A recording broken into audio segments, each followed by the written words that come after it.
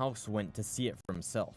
Invisible, he went to Plugin Town and watched the members using flight while building with illegal materials. House even joined a fake base created to bait Pop Bob there.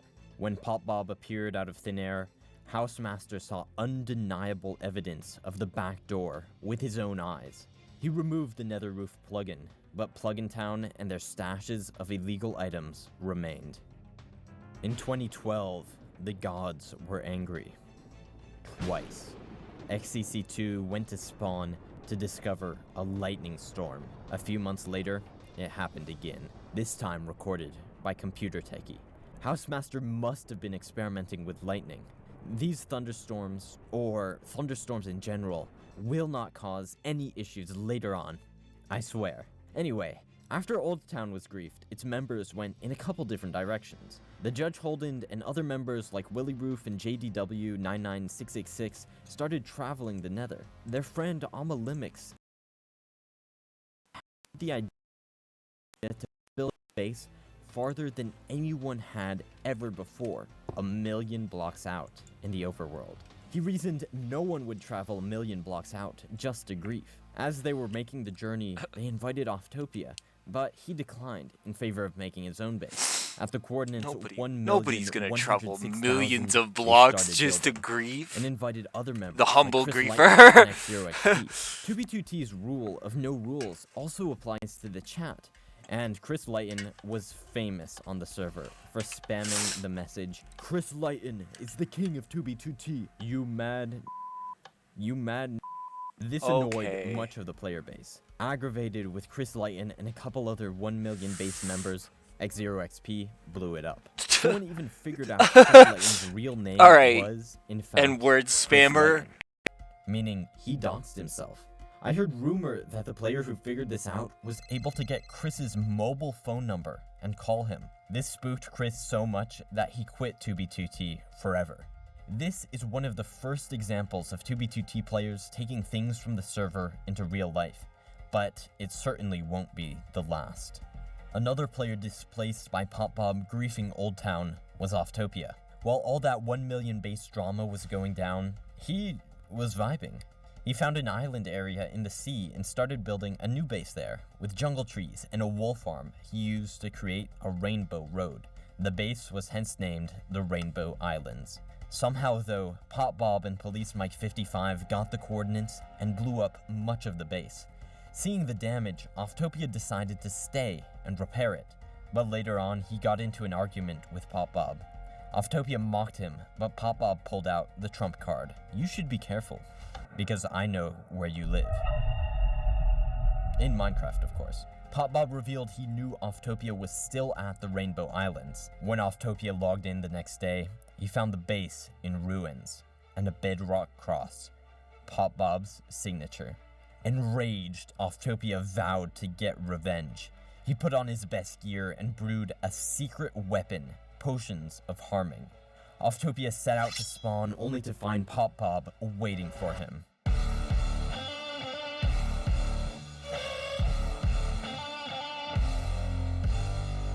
After several sword exchanges, Offtopia realized he couldn't beat Pop Bob in hand-to-hand combat.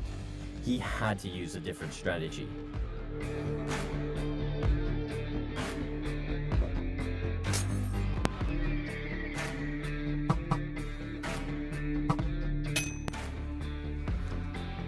With that, Pop Bob was defeated. Fucking obnoxious as hell. A lot of players, even griefers, join up with others to enhance their 2b2t experience, but not everyone.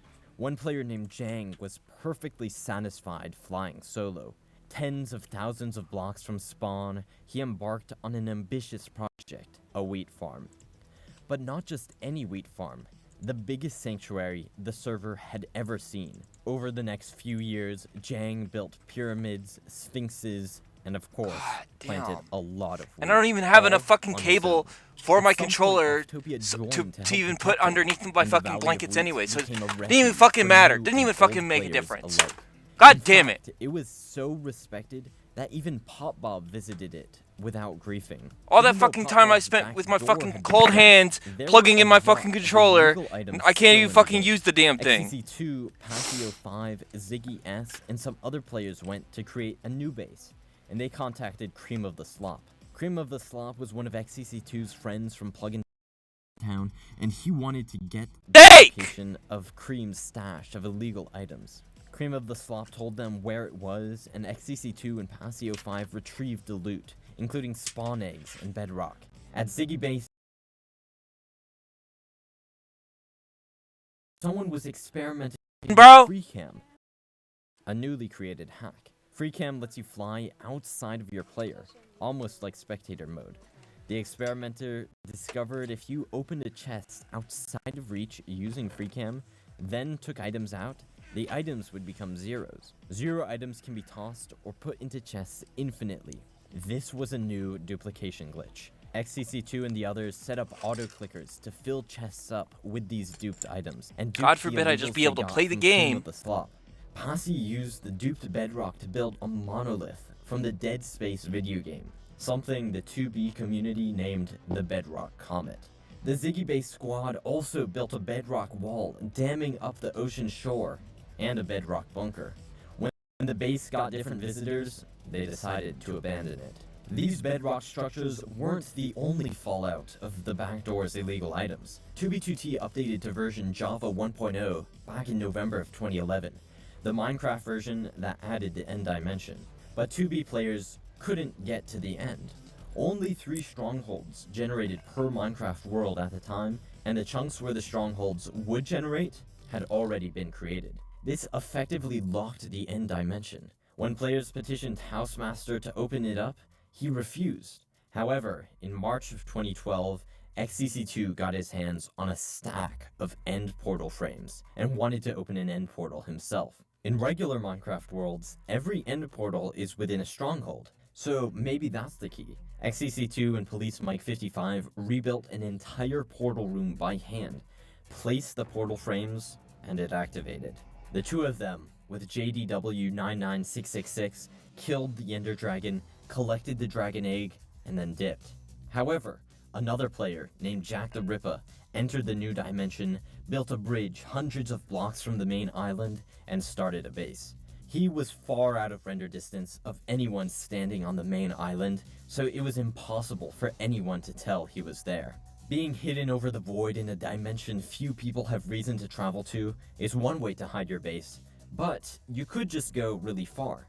That's what the Viking group did, a group of players including Emperor Tarai. The Viking group got onto the nether roof and traveled far out and started building a base. Tarai used a mod called Voxel to turn the famous statue of Christ the Redeemer into something that could be built in Minecraft. Fucking damn. Then, I don't fucking get why my fucking computer's having USB issues Tarai like this. Essentially took over the project. It's so fucking annoying. The base was named Imperator's Base, God or damn. Imp's Base for short. Imp's Base expanded over the next several years and became something fascinating with hands are fucking freezing. I don't have which fucking infinite time on this universe to be dealing with this shit. Had after the first backdoor, PopBob and X0XP wanted to do it again. Last time, they did it by giving a plugin to fix a headache-inducing exploit for Housemaster, so they thought to try that once more. PopBob and X0XP had an exploit that allowed minecarts to travel super fast without rails. This would generate tons of chunks, driving the server tremendously. After showing the exploit to House, they used the plugin. This time, the plugin didn't have anything malicious except for its ability to auto-update. At this moment, the plugin wasn't backdooring the server. Take is one upload from PopBob. Why are my USB devices disconnecting every few seconds? Last time, Housemaster moved it to another server named Jojo. He removed the auto-updater and hosted it on his own server. I literally fucking was trying to do, and this time it didn't work. Literally nothing is fucking happening. Why are you disconnecting? Not only was he trying to backdoor the server again, fuck, bro. Still dealing with the like I'm not even moving my head. I'm not even moving around. And my fucking headphones are just DCing. So in the summer of 2012, he completely closed it. Jack the Ripper was still basing. Like I could see my fucking keyboard disconnecting because the numlock key light turns off. As his end base. Do you know how fucking annoying that shit is? Jack went onto the network to do something else.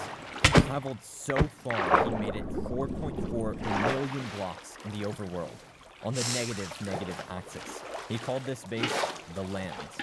The Lands, technically, I just want to fucking fix this fucking shitty-ass water.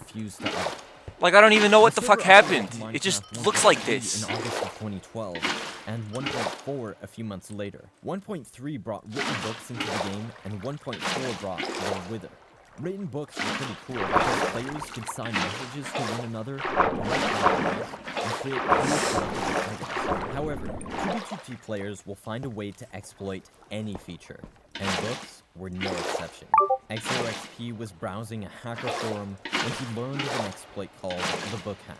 This edited the MBT data of books and could add any enchantment at any level. With the book hacks, anyone could create books with sharpness 32,000, which one-shot any player and any mob, looting 32,000, which caused a single mob to drop a double chest's worth of loot, and knock back 32,000, which sent players and mobs into the stratosphere. Bro, what? Any surprise that the book hack spread across the server? If you're in here and you're making that noise, you're being real obnoxious.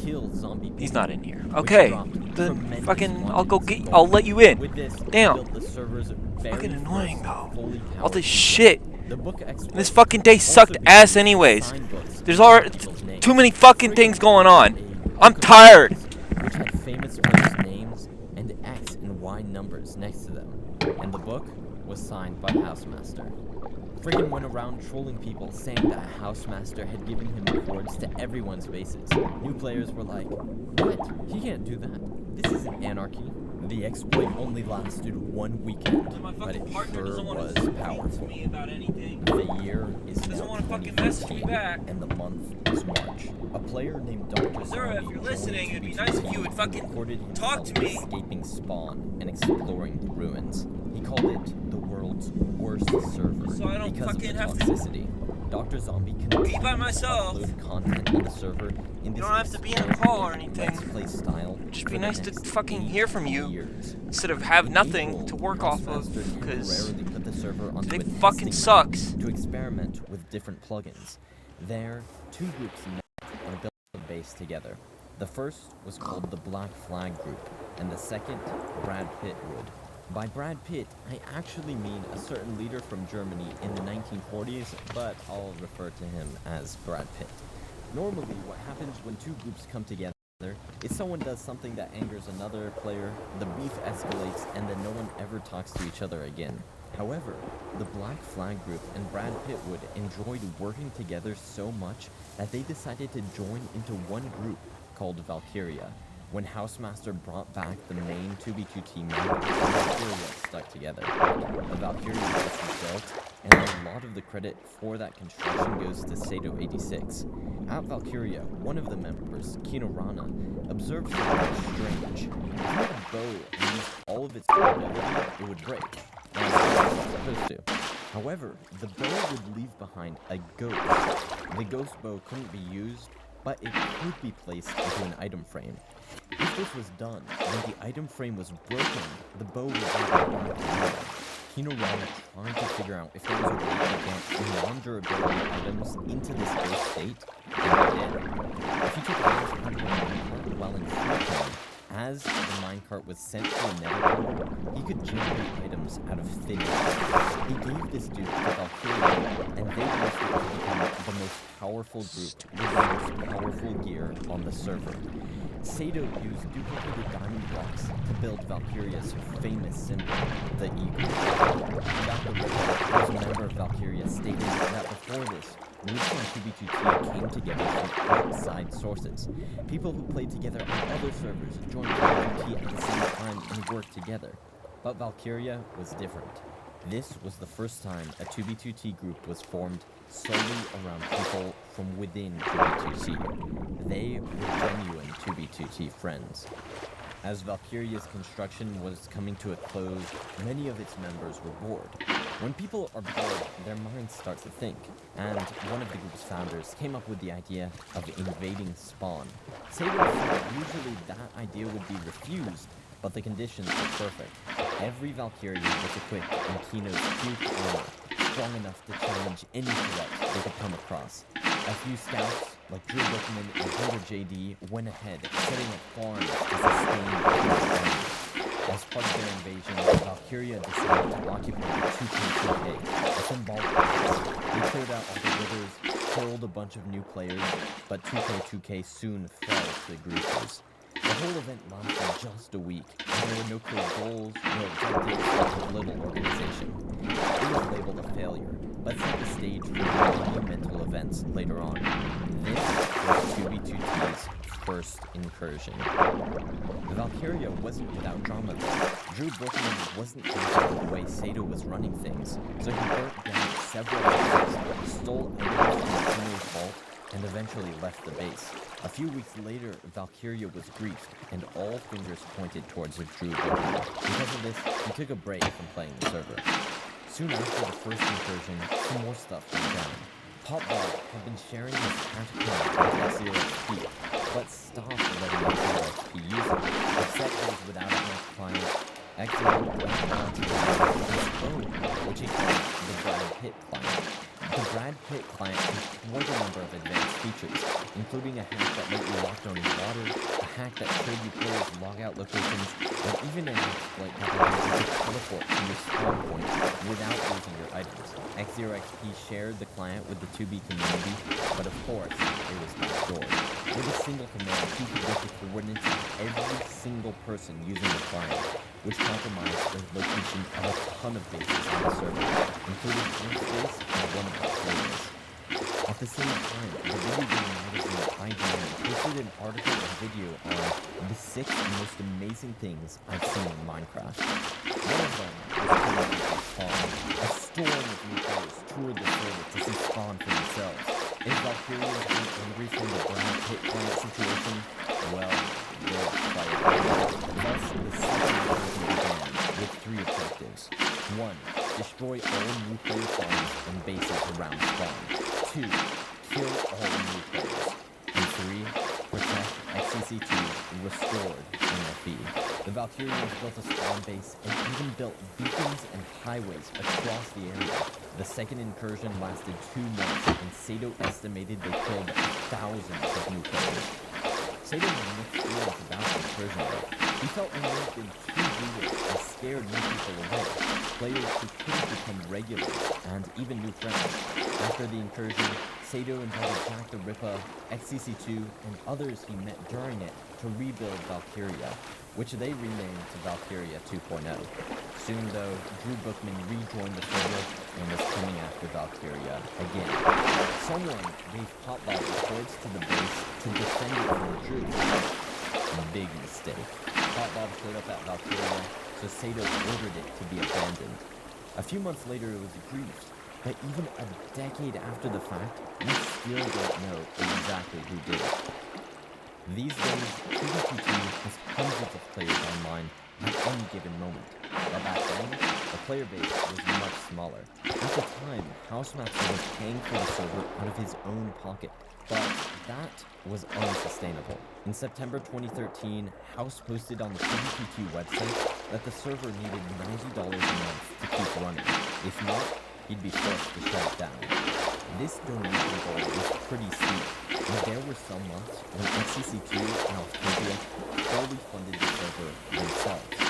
Still, people were playing and bases were established, like Asgard 1, Shenandoah, and Castle Hate Park. Castle Hate Park was the home of a player named Legit Yorick, who played 2B2T without using coordinates. Since he wasn't using coordinates, Yorick wanted a way to be able to find his base from spawn, so he built the Old Spawn Road, a winding pathway hundreds of thousands of blocks that brought him all the way to Castle Hate Park, an inn where Yorick helped new players. Some people use the Old Spawn Road to find the location of a base, Yorick's base, while others use something far more sophisticated. The player Atrica realized that when lightning strikes in Minecraft, the thunder sound is bidirectional, meaning if lightning strikes behind you, you'll hear the sound coming from behind. For some reason though, Minecraft thunder sounds can travel as far as 160,000 blocks. On top of that, lightning only strikes in loaded chunks. That means if you hear the thunder, you can draw a straight line from where you are to another player. What makes this dangerous is when you add some simple mathematics. If you have two accounts, different locations, then hear the thunder, you can triangulate the exact location of it, revealing a player's coordinates. This is exactly what PopBob did, and he called it the Thunder Hack. For months, PopBob terrified the server, finding bases, destroying them, and killing all their inhabitants. Like when he attacked a lowly fisherman named Fit. Even after Housemaster disabled Thunder, PopBob continued his reign of terror because of how many coordinates he had stored. Using this, he and a few buddies, Tristan and Pyrobite, were able to find Imspace. By now, the base had grown tremendously, and Imperator Tarai invited the three newcomers to join. Someone took a screenshot of the Jesus statue Imperator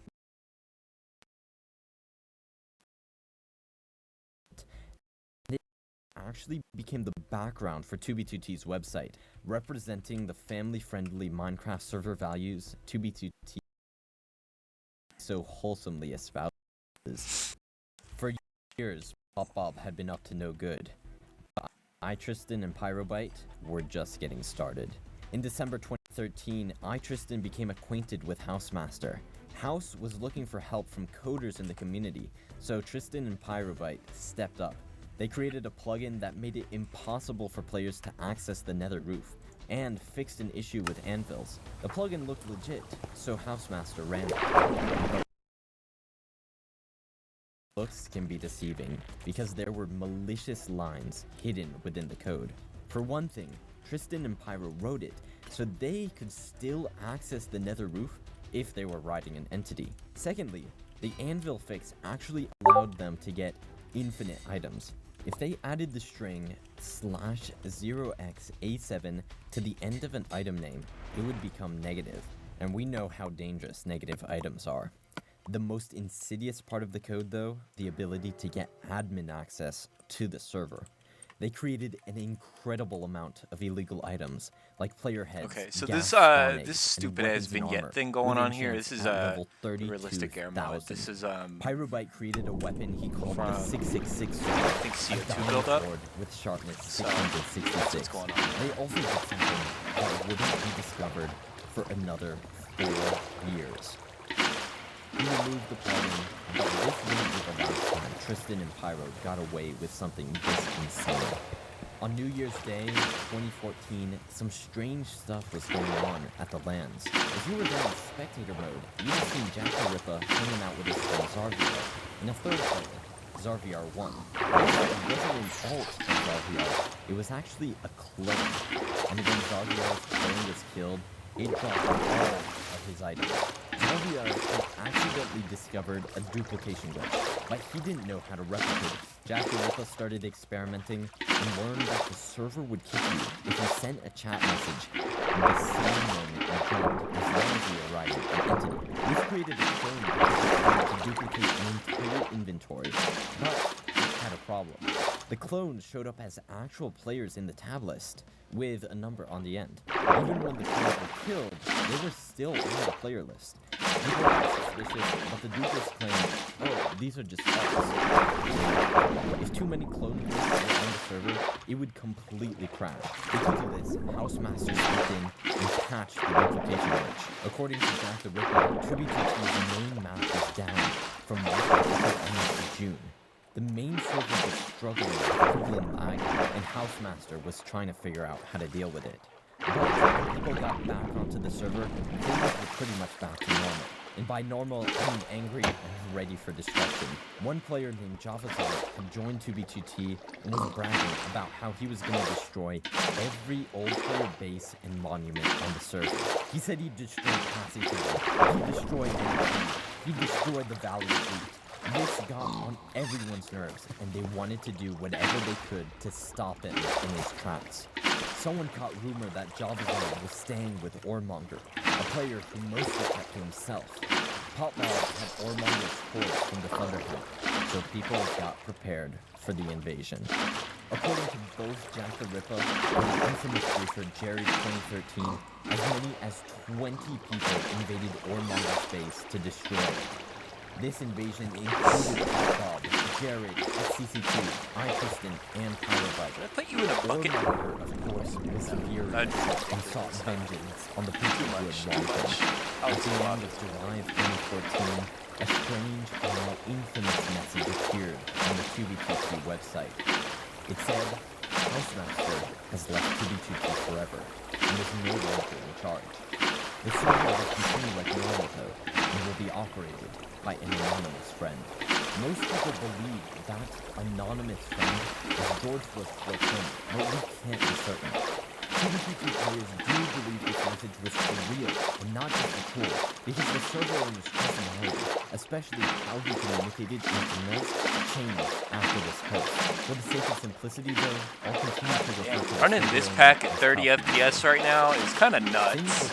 I know it keeps freezing when it clears the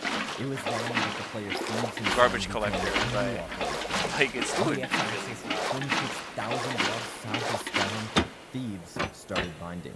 For the next 4 months, he mined and built. What was he building? A canal. He met another builder named Chad DX, who was working on building Spawn roads. About 1,200 blocks from Spawn, Chad found a coastline that naturally connected to the canal, and they built a structure they named the South Axis Boat Terminal. Thieves and Chad created a new group as well, the Southern Canal Corps. One member, Total Darkness, brought the canal from 56,000 blocks all the way to 100K. The Southern Canal was constructed for I years. fucking hate this. Halfway through December, I can't player stand James this. posted the very first entry to the 2B2T blog. This was a site he started because he felt there wasn't a great place for 2B2T discussion, apart from the website itself and Facebook forums. The only problem with those is the mods sometimes deleted people's posts. Fighting back against censorship, James' first entry was about the Gate 2.0, a 254 by 254 black hole dug to bedrock by hand. The Gate 2.0 was of course inspired by the original Gate started by Victor 96 and Cytotoxic T-Cell. When the original Gate was briefed, they wanted to move further out, so the group went to the -4444 Nether Highway. Gate member Khaleesi was building a Temple of Light, and Coconut 4 started building the Temple of Darkness. One day, a griefer named IMDJR was walking down the Nether highways when he started bragging in chat that there were obvious signs of life and there was going to be a base at the end of the highway. James Russell asked him which highway he was on, and he said -4444. Shoot. James and the game crew started freaking out over Skype because their base was at the end of the highway, and IMBJR would surely destroy it when he found it. But James had a plan. He went to the highway, built a wall out of netherrack, and the highway had ended, added some lava to make it look more legit, and then dropped in. Just minutes later, IMBJR found it and wrote in chat, "Oh my god, someone was digging this tunnel and must have died." He then turned around and thus the Gate 2.0 was saved. Now, let's move to 2015, the prelude to the darkest year in 2B2T history. Things didn't start that way. In fact, they started pretty chill. In the early part of the year, Sato commanded Valkyria to Like, what the fuck is happening here? I don't understand how this happens.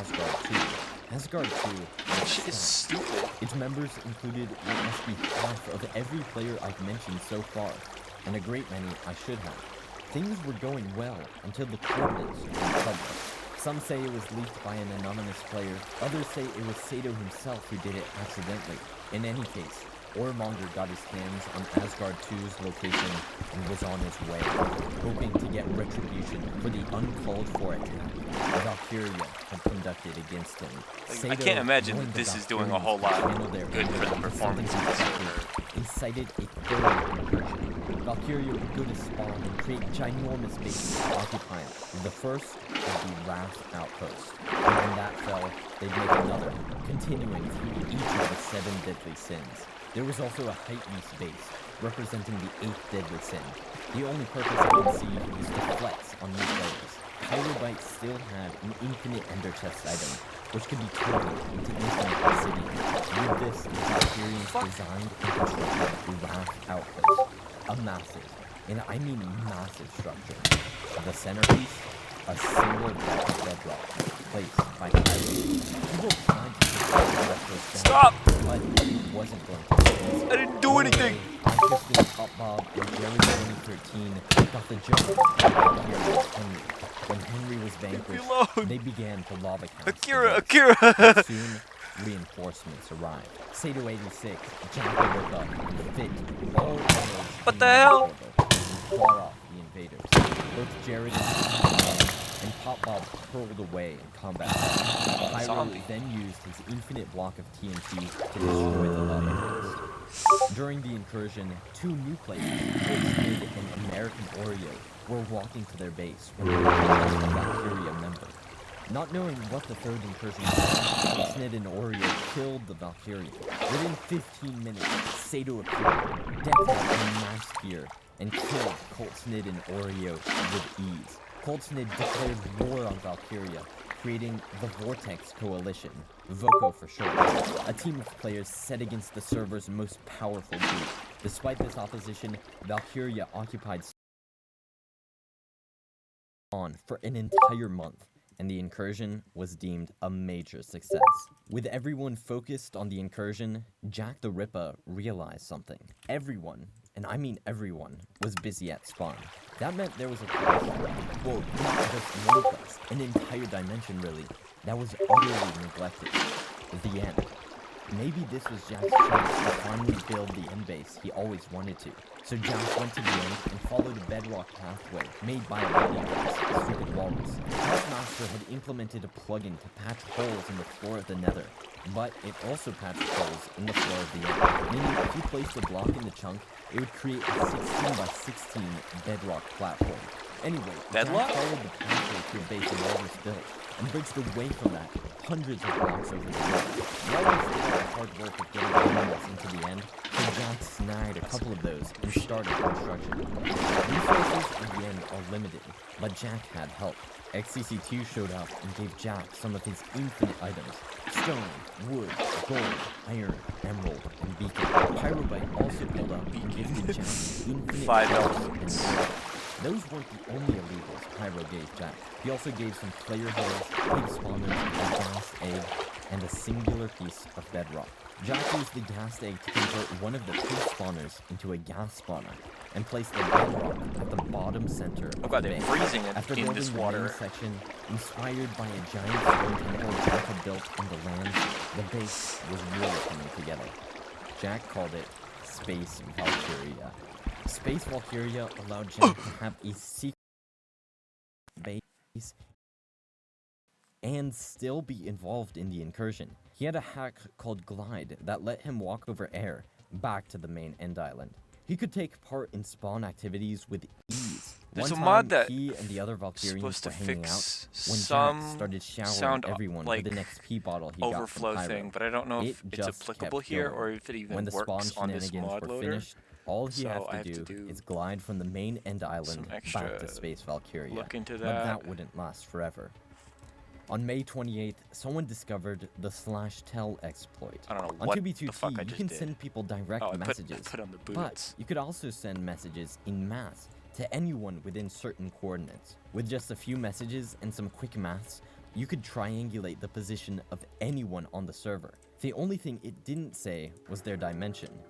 Jared 2013 and Taylor 112 used the exploit to find Jack the Ripper's coordinates, just a few thousand blocks from 0-0.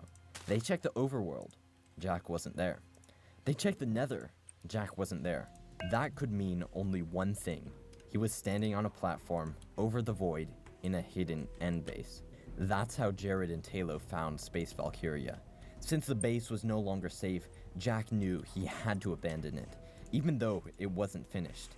So he bridged out another direction for 1,000 blocks or so and started Space Valkyria 2.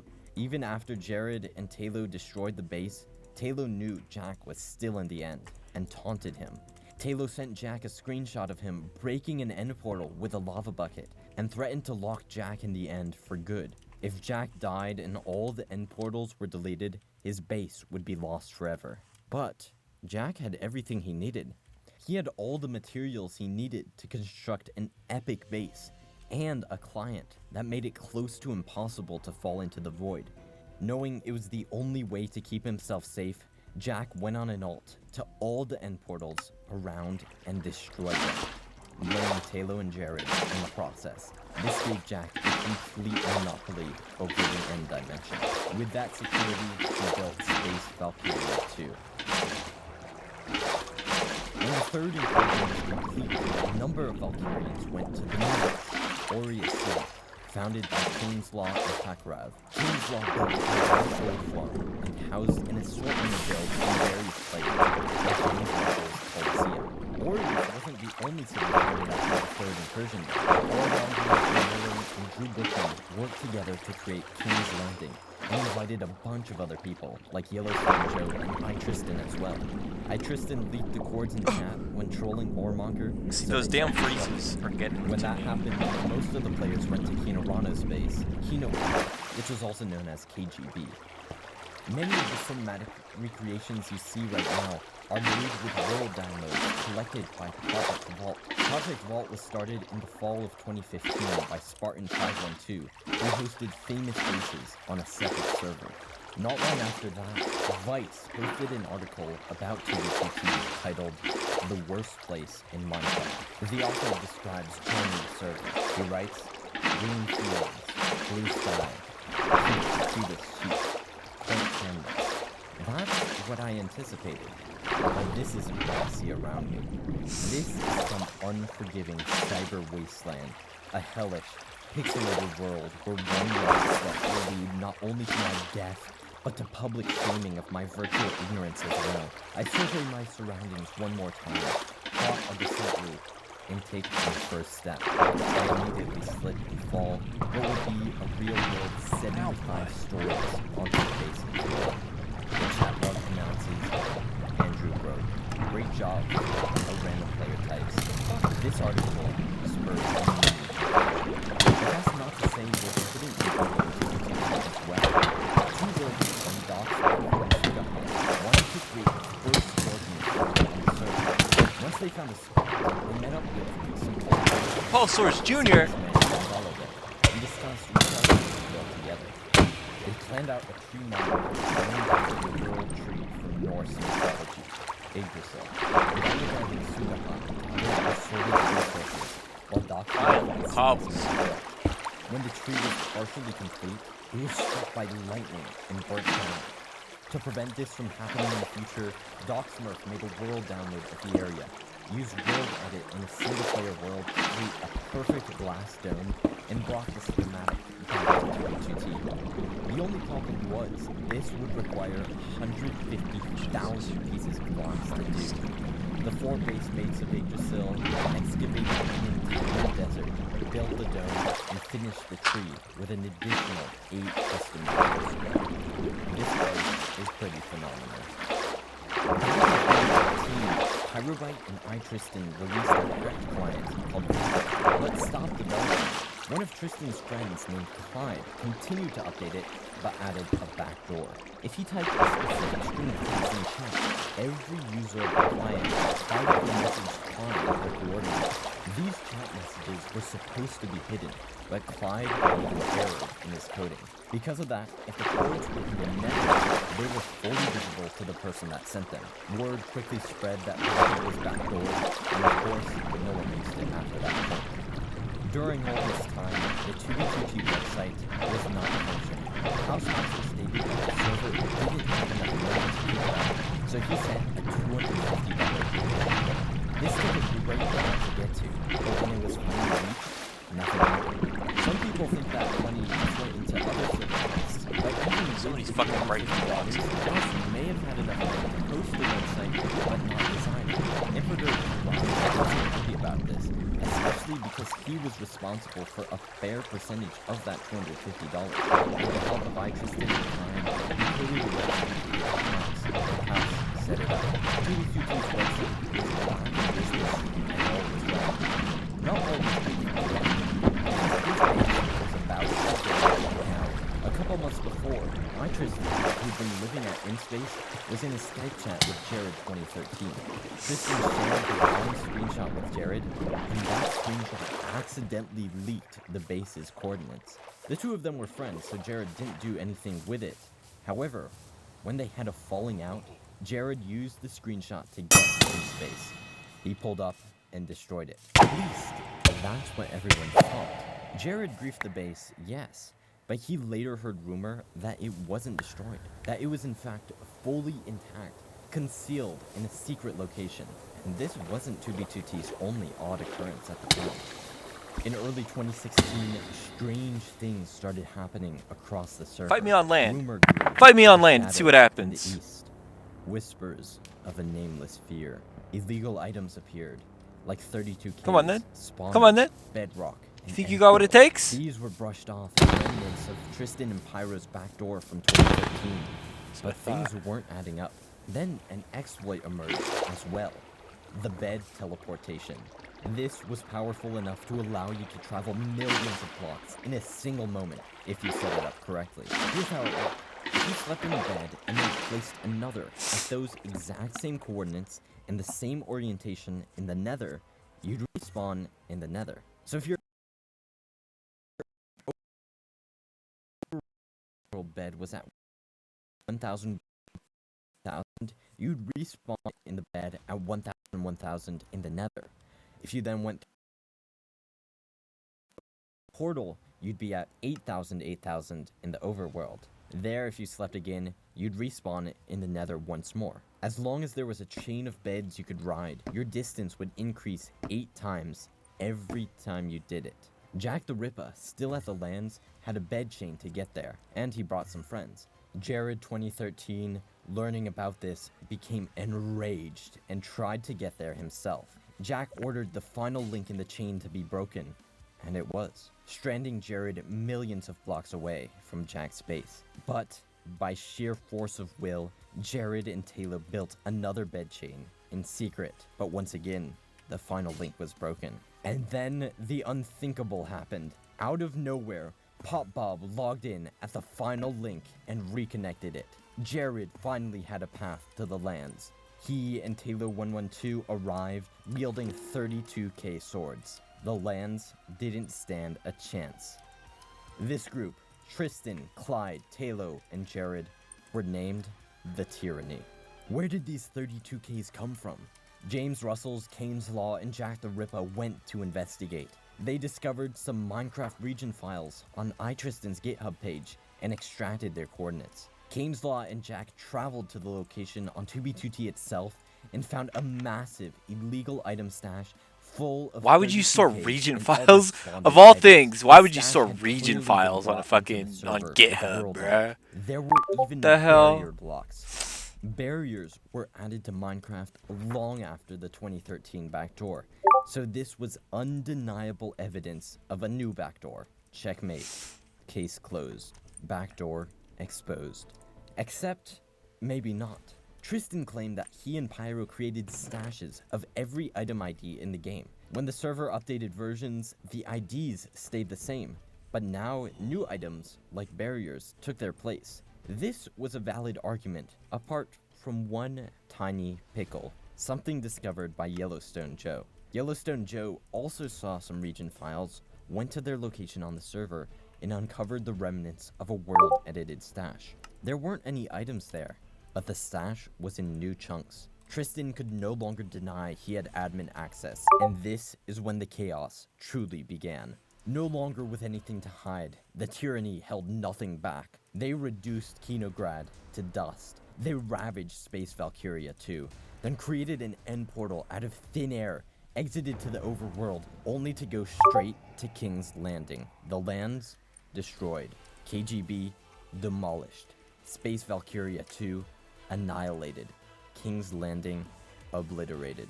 This was the week of destruction. But not all was lost. While the lands were destroyed, Jack I need still this to be had a done huge now, item because I stash want to do other hidden stuff. away. The resources he could use to rebuild. A longtime friend of Jack's, the Pompano, I could just fill it with fucking world edit if, and I might just do that, was so... asking Jack where his stash was, but something seemed off. Jack had a strange feeling he couldn't quite put his finger on. He went to Steam and messaged Pompano there. On Steam, Jack received a chilling reply. That is not me. The tyranny could access people's accounts too. Players were terrified. The server was clearly compromised and no one was safe. The tyranny itself occupied an enormous bedrock sphere, which they called the archive. The archive stored every item in the game, its centerpiece being an illegally placed end portal. Jared took a screenshot of this, and that screenshot somehow went public. Sato86 got his hands on it and posted it to the 2b2t subreddit, declaring, "Public service announcement. 2b2t is backdoored." Knowing 2b2t was no longer anarchy, people flocked to Constantium, another anarchy server. Fit continued to play on 2b2t, which is when he took the infamous screenshot of his tab list, showing only one player online, himself.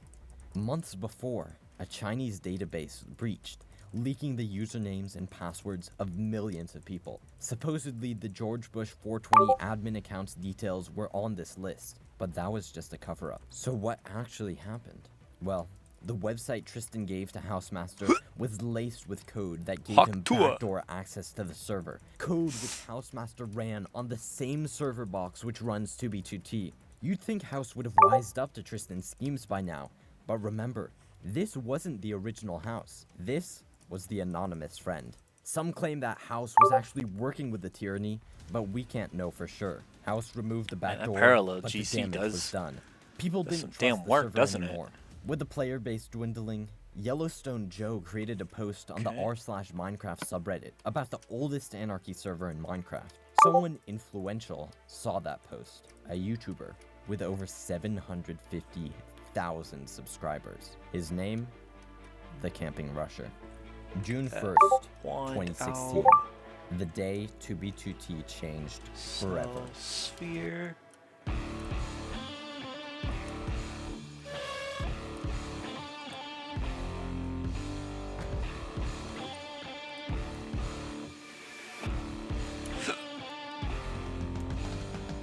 On that date, the Camping Rusher uploaded a video about 2b2t titled, "The Oldest Server in Minecraft." 2b2t isn't actually the oldest server in Minecraft, just one of the oldest. Nevertheless, Rusher escaped spawn, found food, and explored the server's ruins. This captivated Rusher's audience, who had never seen anything like this before in Minecraft. In just over a week, 750,000 people had seen the video. And even if 1% of those viewers tried 2b2t for themselves, well, that's way more players than the server could handle. In an instant, 2b2t went from averaging 5 to 20 players online to 250, the maximum capacity. Housemaster scrambled to get the server's hardware into a place where it could manage this huge amount of traffic, and put 2b2t onto a temporary map while he did this. The old players returned to defend their server from these invaders. In Russ's second episode of the series, he commented on this emerging conflict. We're gonna have to band together here, and it's gonna be an all-out war, ladies and gentlemen. This is gonna be absolutely crazy. Fit, Bubba J, and Jared 2013 completely obliterated a Rusher base, killing 40 people. Fit was made leader of Team Veteran, the old players who sought to fight back against Rusher's fans. This brought tons of OG players back to the server, but many had trouble joining because of how many people were online. That's where the queue comes in. The queue is a system set up by Housemaster that holds people in a separate server and then sends them onto 2b2t one by one as slots Bear open Pit, up. everyone. The only Thank issue you. was Thank you so much, there Bear were Pit so enjoyers. many people in Thank you queue so much. that it might take an entire day just to join. The Camping Rusher wasn't too pleased with this, since it was preventing him from making videos, so he reached out to House asking if he could get a whitelist. House said that wouldn't be fair, but instead came up with a new system, the Veteran Queue.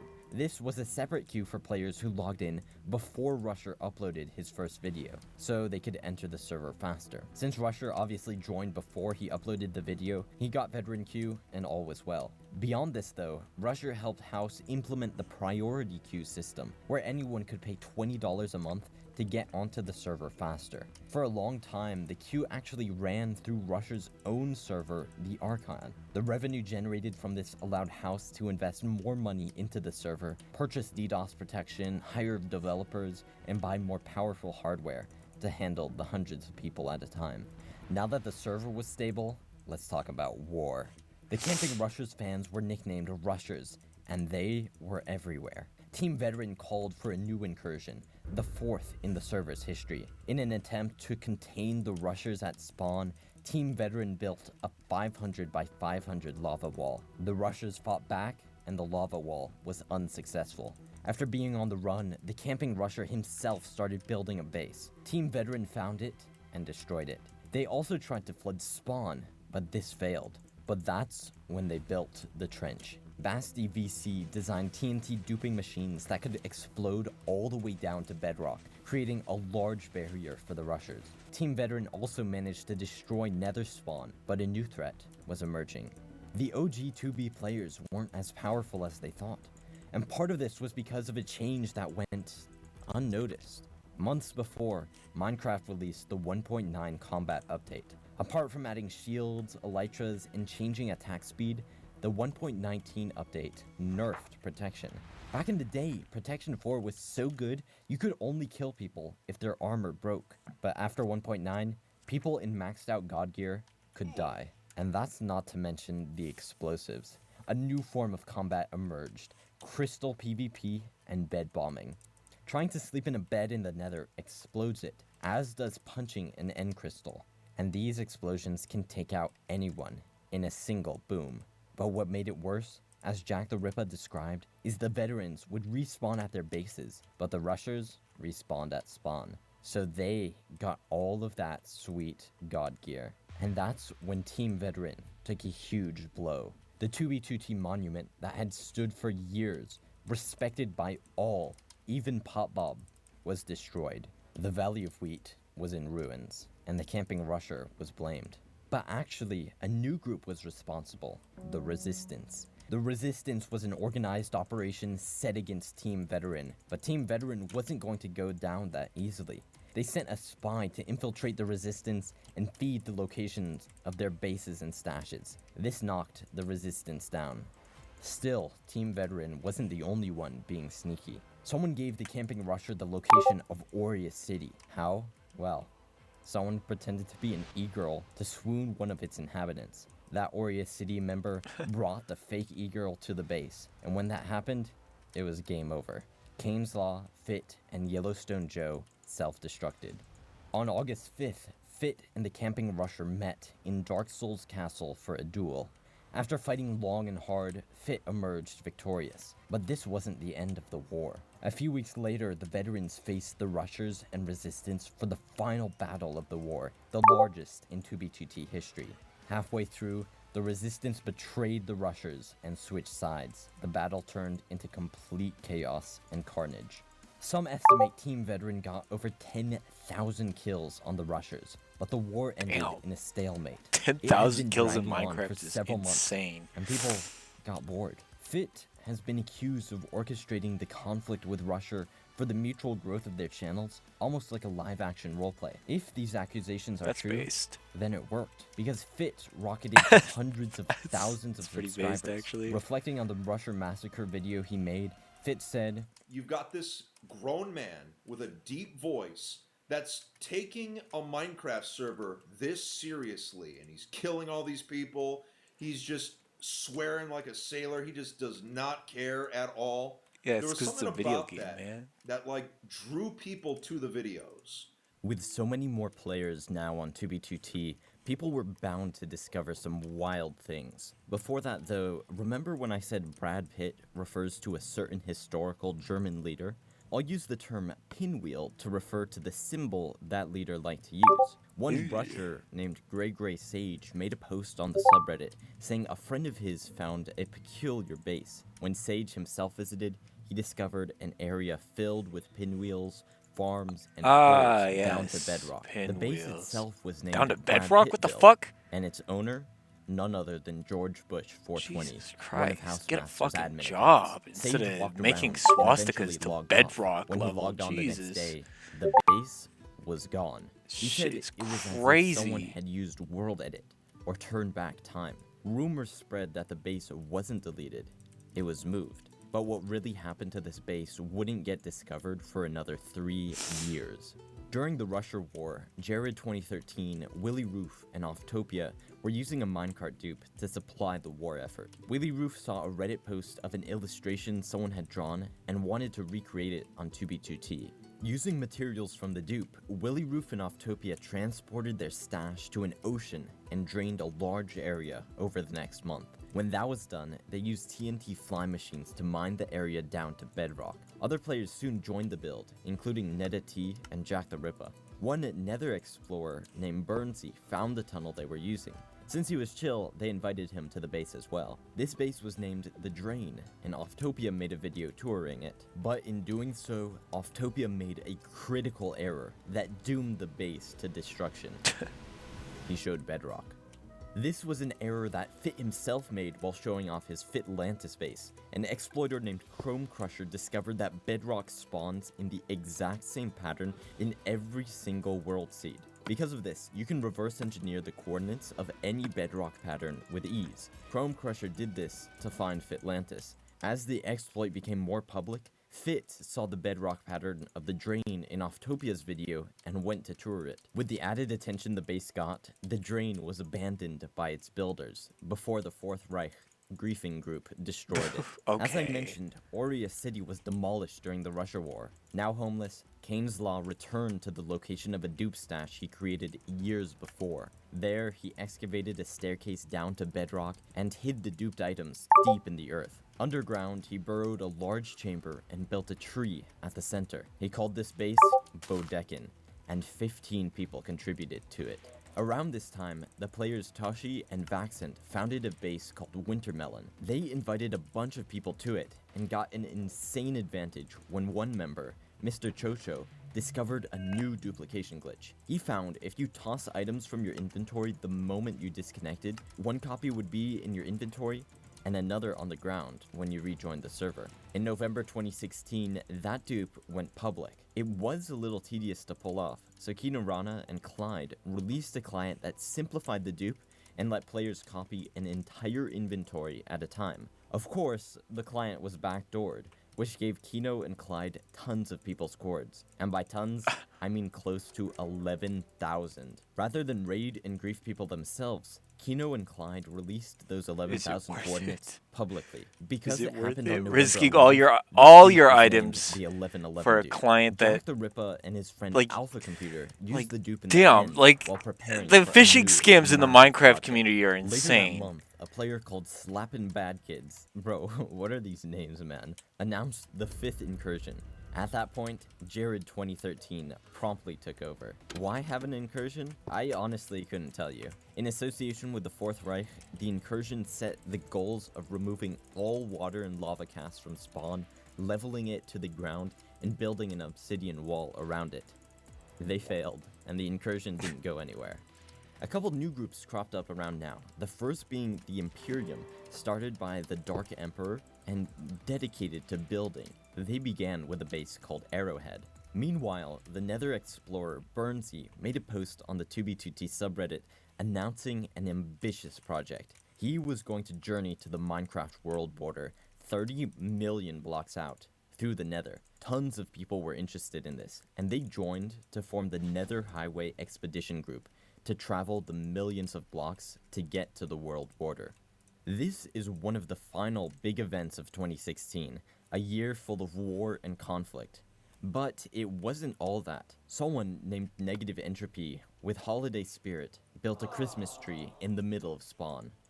Of course, Spawn was a mess, and for some reason, a couple people wanted to flood it. Negative Entropy joined the project of Flip35, Sheer Genius, Slavs, and Strong Force to flood Spawn with a 1000 by 1000 water cube. Oh yeah, and I have to mention, another group that showed up in the latter end of 2016 was Dawnfear. Dawnfear had existed since 2013, but only on other servers. One member, Hermetic Lock, joined 2B2T and convinced his friend Deloaded to come too. In early 2017, Hermetic Lock saw an opportunity to take over the Vortex Coalition, the group created by Cultsnit to oppose Valkyria. Hermetic Lock was high up in the Voco ranks, and had a power no one else did. He ran the Voco website. Hermetic Lock came up with a plan. Build a Dawnfear base, get all the Voco members to pull up, and then take it over. With Voco, Hermetic Lock and Deloaded built the 10th city of Dawnfear. Dawnfear 10 was a large medieval base that impressed the members of Voco. Once this was done, Hermetic Lock changed the Vortex Coalition website to advertise for Dawnfear. Cultsnid was understandably furious, so he leaked the location of Dawnfear 10. Despite being hundreds of thousands of blocks away from spawn, Bubba J arrived within half an hour to destroy it. The reason he got there so quickly was because he flew under the nether floor with an elytra. Even though Dawnfear 10 was gone, Hermetic Lock had access to the cords of Voco's leadership bases, so he destroyed every single flying under the one. nether floor The with the Vortex elytra Coalition seems collapsed, and crazy, Dawnfear but alright. rose from its ashes. All of these Hopefully that bases didn't get crash the destroyed fucking game after right-clicking on- weeks, okay, no, I just months, froze. sometimes years, but the outcome is always the same. But what if there was a base where that was the idea to begin with? After the Voco drama went down, Hermetic Lock founded a base just a couple thousand blocks from spawn. He invited tons of people to it, and posted the coordinates publicly on his YouTube channel. They built, but it took several days for the first grief to occur. After that, Hermetic Lock and the dozens of builders repaired or built anew. When that stuff was destroyed, they kept building. From the rubble, they'd build some more, in craters, lava casts, with the cycle repeating. And it was a major cultural moment on the server. The world-famous spawn base ended up being the precursor to a group that would become a massive deal later down the line. That being the Spawn Masons.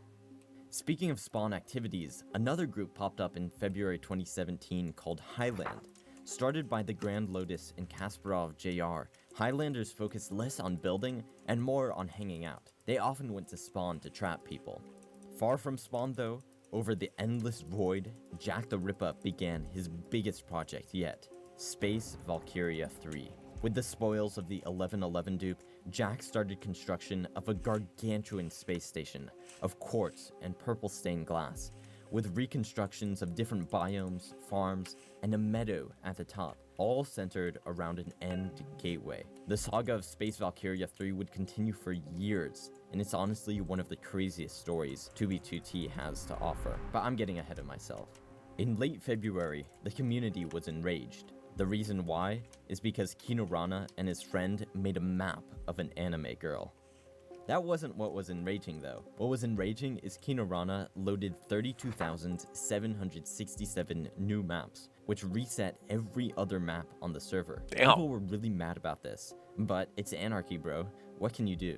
I guess Kinorana was busy though, because he discovered a duplication glitch with his friend Mason 2 weeks later. He found when he sent a donkey on half a heart through a nether portal to die by a cactus on the other side, more items would spit out than were sent in. This dupe was I'm just deleting this shit because I don't it was the want first any of it. duplication glitch that occurred since Shulkers came out. It's not Knowing it was really only a matter good of time idea to before just everyone delete found items out like about that the because I don't know where they Kinorana actually and go. Mason leaked it for YouTube. But It was it's hacked better 3 than them days taking up 3 days storage after that, space on the some server massive itself. drama went down Is at that Winter food Melon. that just In the rotted in my previous couple inventory? What months, the fuck was Winter that? Melon had expanded to Must have, become no, that had to have something been like actual magnificent. rotten But flesh, when the right? base was From complete, the players. people got bored. Then, one member leaked the coordinates. And then the Winter Meloners found out that the Fourth Reich was coming to destroy it. They couldn't stave off the inevitable, but they certainly played it.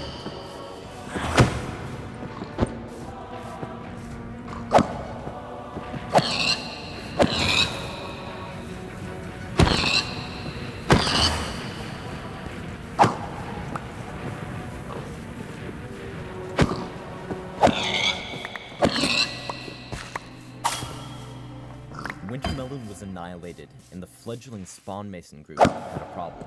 Wintermelon's founder, Toshi, was part of the Masons, as were some of the Fourth Reich leaders who destroyed their base. The Masons deliberated and concluded with a rule: you cannot harm another member.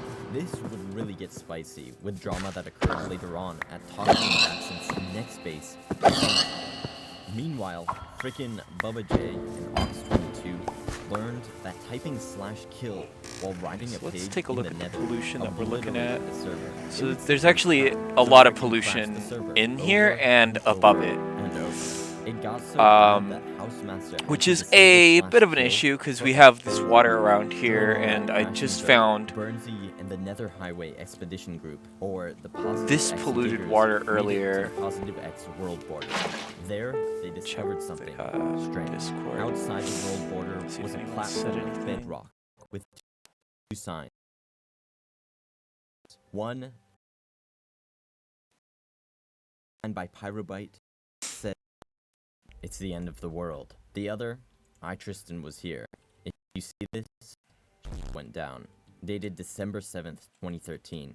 There, I Tristan hid a stash of the book whose Nobody title said sounds anything. like Minecraft, written by Brad Pitt. At the border, the group created a base named Point Nemo, after the point on Earth that is furthest from any land. Even though it was far, everyone knew where Point Nemo was. X hell? 30 million, Z 0. Bubba J and his friend Chunker. What are you flew wearing? to another planet with a light What the to hell is destroy that? Point Nemo within a week. Not dissuaded. Give in me the that loot. I slightest, wanna see what the you're group wearing. Moved a couple 100,000 blocks away, still by the world border. Didn't drop and it. started Point Aww. Dory. Point Dory grew to be one of the largest bases in server history, both in size and in number of people contributing to it. It lasted about 2 months before internal drama occurred. One of the Nether Highway Expedition group members was doing some sus stuff, so he got kicked and leaked the cords. With the cords public, Bubba J I and wouldn't touch Nordic that shit, 93 actually. pulled up. Now that I The think Highway about it, group probably wouldn't actually touch that managed shit. to kill Bubba J and send him 30 million blocks back to So spawn. hold on. Let me But do Nordic two 93 things. Let me combat check and logged see. and rejoined when everyone was sound mod plotting to that destroy the base. says Soon that it after can this, fix a bunch of people, including Joelic, sound errors. Immortal Yogurt 1_7, and Jared 2013 launched the Make Spawn Dry Again movement to drain the spawn water cube. In June,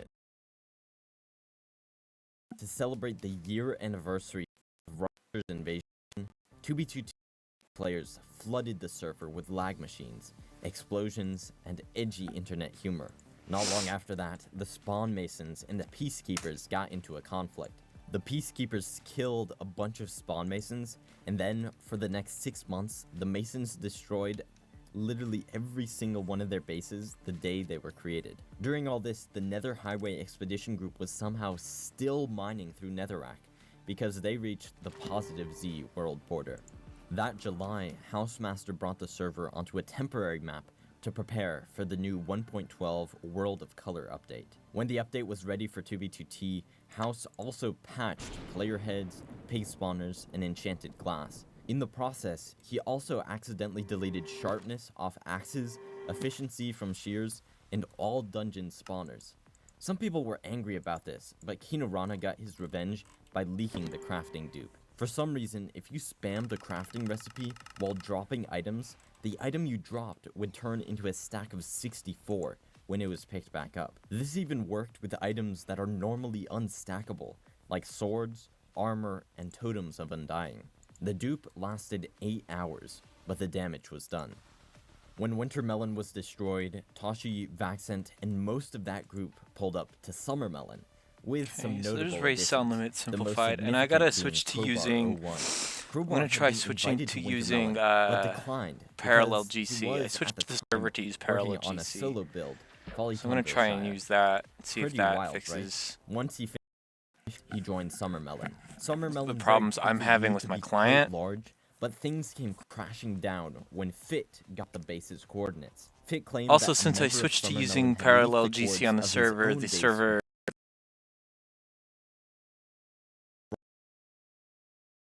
amount of memory being so used. he and Alpha Computer arrived at Summermelon Which is to destroy nice. it. This sparked some major controversy because Summermelon was in no way responsible for Fit's base getting leaked. Some claim Fit just griefed Summermelon for views, or because he had beef with one of the members. I can't confirm why he did what he did, but it caused huge drama.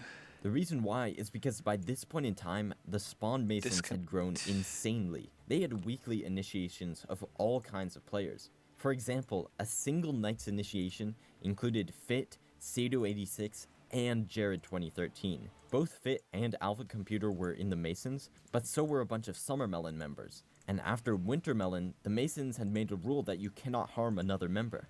There were constant arguments about this incident that got so bad that Hermetic Lock shut down the group entirely. However, Fit destroying Summermelon might have been a blessing in disguise, because out of the ashes rose the greatest base in 2B2T history. With the 9 members of Summermelon homeless and the Nether Highway Expedition group unemployed after reaching the world border, there were now a couple dozen remarkable players who didn't have anything to do. That's when Willy Roof and Offtopia had an idea. What would happen if they combined forces? The two of them convinced the groups to embark on a new project, inspired by the lost continent, Mu. People were in. So they made a plan. A centerpiece mountain, bridges in the middle of a large basin, millions upon millions of blocks from spawn. They got to work. This was by far the most ambitious project the server had ever seen, but they had a secret advantage. Mining Minecraft. Okay, the server's and not Ideon, skipping two members nearly of as the much group as it was discovered before. the most powerful duplication glitch in 2B. 99 ticks behind. It was at chunk 400 ticks behind Minecraft earlier when I was chunks can only offline. hold so much information. So if you fill written books with a bunch of garbage data in such a way that exceeds the 2.2 megabyte limit, the chunk will be unable to save. If the chunk can't save, any changes made to it will be reverted, including items moved out of chests. In order to keep the dupe private, only a select few members knew it, but builders could request the items they needed with an organized spreadsheet. To make the basin, the builders used TNT bombers to excavate nearly 50 million blocks. From the blueprint to Minecraft, Tashi designed the central mountain, which took 2 months to create. The base was so large, they needed their own nether hub just to get around. Drud14 built a large swamp and Greek area that housed a giant nether portal. Scribblefox populated the basin with villages and a mesa biome. Air and Alvin created the Cathedral of the Melon Goddess.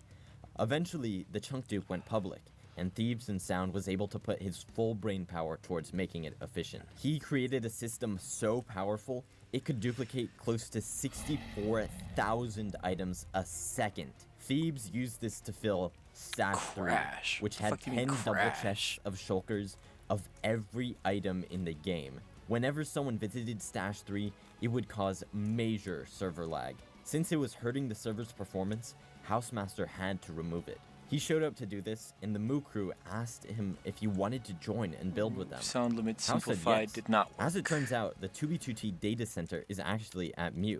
Look at this thing. Just look at it. At this point, this isn't even Minecraft, and to think this is on a survival anarchy server of all places. Moo's story doesn't end there though, but I did just tell several years of history in a couple minutes. Let's back up so the rest of the server has a chance of catching up. In August of 2017, the player Grindlord flew under the nether roof to get to the -Z world border. Just a few days later, Housemaster patched this. It seems everyone was trying to get to a world border of some kind, because Armorsmith reached the end world border a little less than 2 weeks later. He wasn't the only one to get to the end border corner though. The YouTuber Barondome arrived just a few hours after Armorsmith. Rather than focus on huge griefs or major server events, Barondome chose to look at the more laid-back side of 2B2T, the quirks that make it unique. On the topic of chill, laid-back individuals, let's talk about Armorsmith. Just kidding.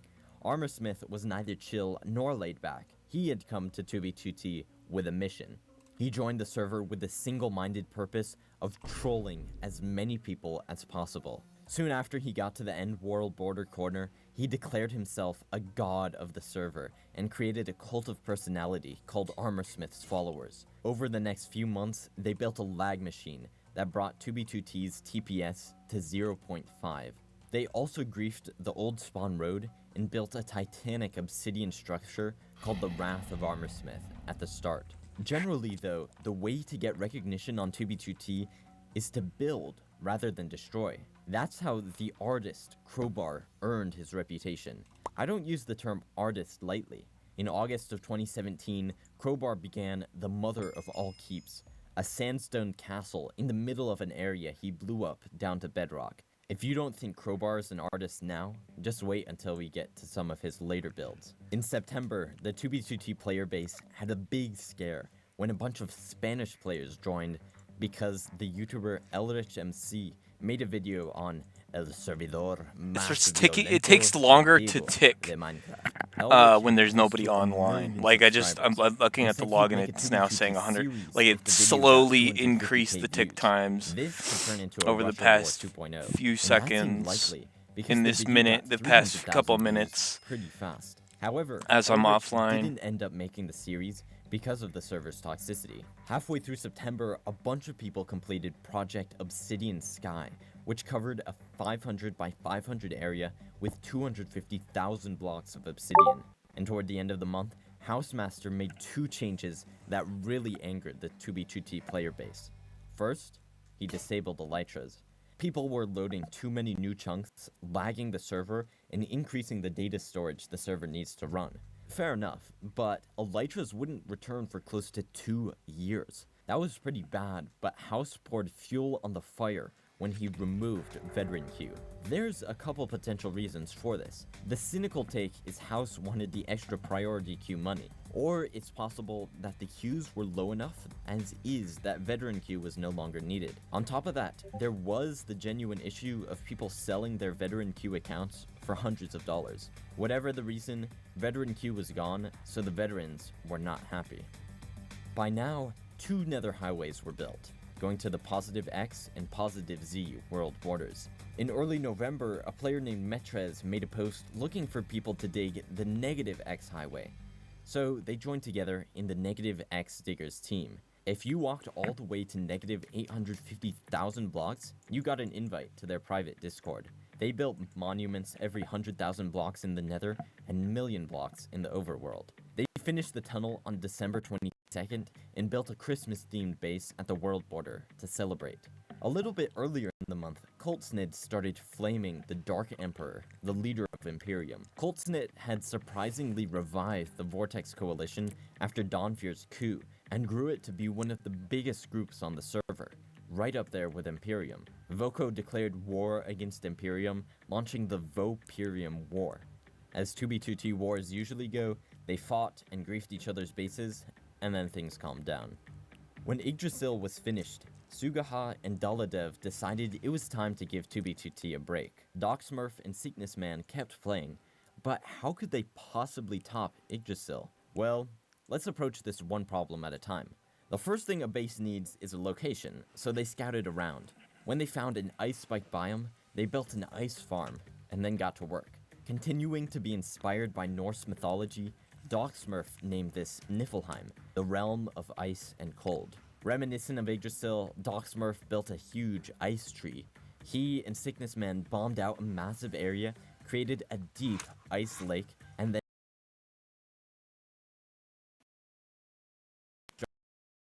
a Norse building worthy of kings. The base seemed empty with just the ice trees and buildings, so Docsmurf went back to the drawing board. In a creative mode world, he built a gargantuan ice dragon, but it didn't look right, so he tried again, and again. After multiple iterations, he finally created something he was proud of. He then brought that to 2b2t. Many bases like these get griefed because of conflict between the builders, but that's not how Docsmurf operates. Niflheim wouldn't get destroyed because of internal conflict, but something far more powerful. The year is now 2018, and whoa, we have more block game faction drama. In the early part of the year, the Imperium launched the United Group Embassy, or UGE. The UGE was made to increase cooperation between groups, and 15 of them joined. That accounted for over 200 players. One group, called Infrared, was enemies with the Imperium, so they joined the UGE with the intention of sabotaging. Because the United Group Embassy was founded on the principles of unity, Imperium turned the other cheek and allowed them into the group. But once they were in, Infrared griefed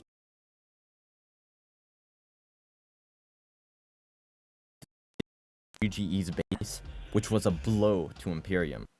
Unfortunately for Infrared, Imperium was once again their enemy. Far worse than that though, Infrared just made enemies of more than a dozen other groups. Needless to say, Infrared did not last long after this. In early April, the 2B2T community prepared for another invasion. Ant Venom, who was sitting at over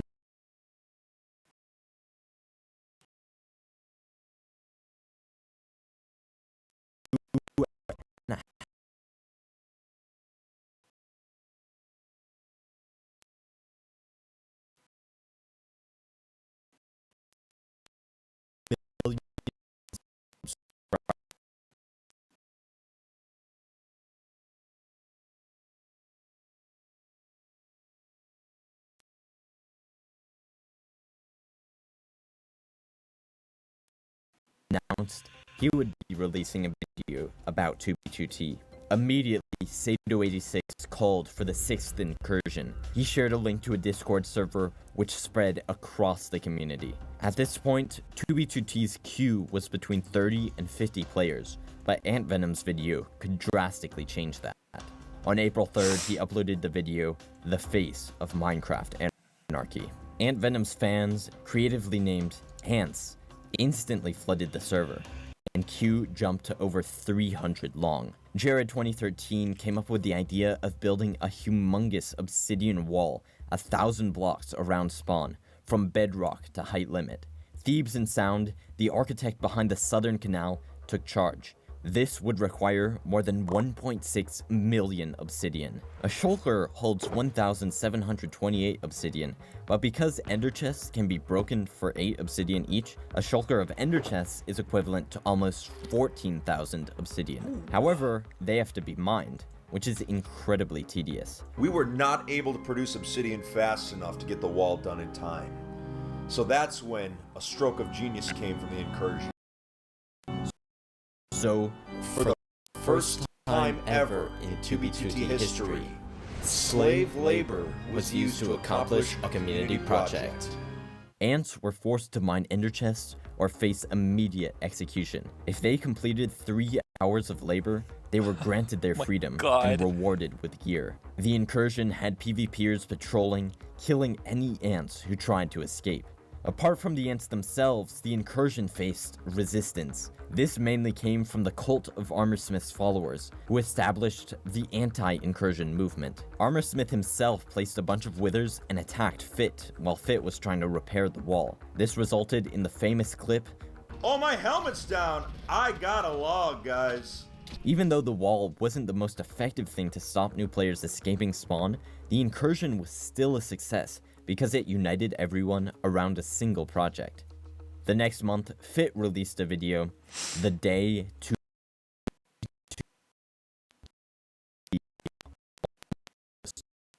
Died, where he revealed his perspective of what occurred during the third backdoor in 2015. While more facts of the story have come out since Fit made that video, it's still, in my personal opinion, a masterclass in tension and storytelling. Fit said that after Ant Venom joined the server, he taught Fit how to actually make YouTube videos, and that's when Fit got on the 2B2T documentary grind. His channel started to pop off because of this content. With the community still reeling from the ant invasion, the OG Minecraft YouTuber Popular MMOs was spotted on the server. He was given gear by an unknown player, then killed with an end crystal in Nether spawn. The 2B2T player base breathed a sigh of relief when he stated he had no plans on making a video about the server. On May 1st, I fucking died of asphyxiation, or I was slain by a creature. What happened? Jared Which griefed one? Another base.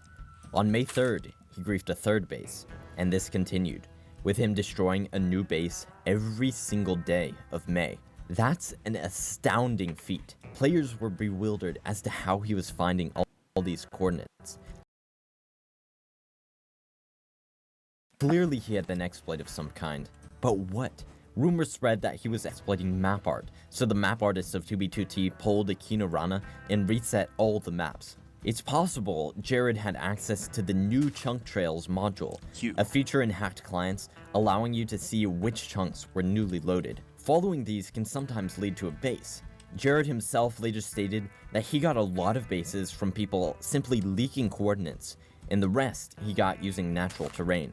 Because 2B2T's world seed is public, you can actually reverse engineer the coordinates of natural terrain in a very similar way to the way you can do with Bedrock. Looking at the natural terrain shown in screenshots and videos, Jared was able to locate his next target. Locating them is the hard part, but getting there isn't the easiest thing either. Jared had to travel hundreds of thousands of blocks to get to these places, but he may have been using a recently discovered boat fly exploit, where boats allowed players to travel thousands of blocks a second. At the end of May and early June, some huge server drama occurred with two major bases, Bodekin and Block Game Mecca.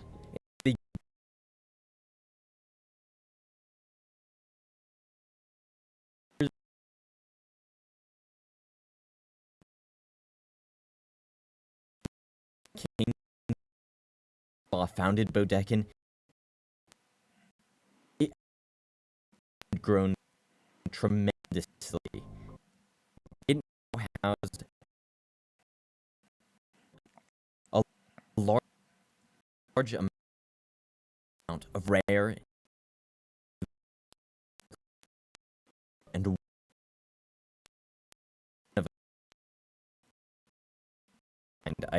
items. For example, rare books written by different people. One member, Alpha Computer, jokingly added to that collection the book he titled "I'm Gay." Alpha was one of the 15 Bodekin members, and take a look at what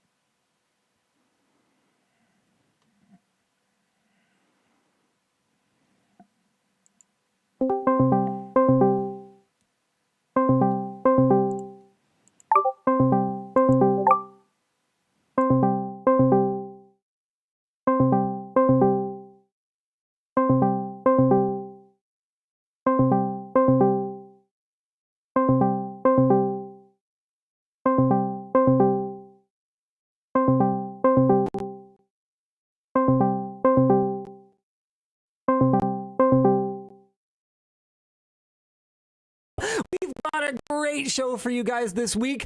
Our headline topic was actually written by the one and only CEO of Linus Media Group.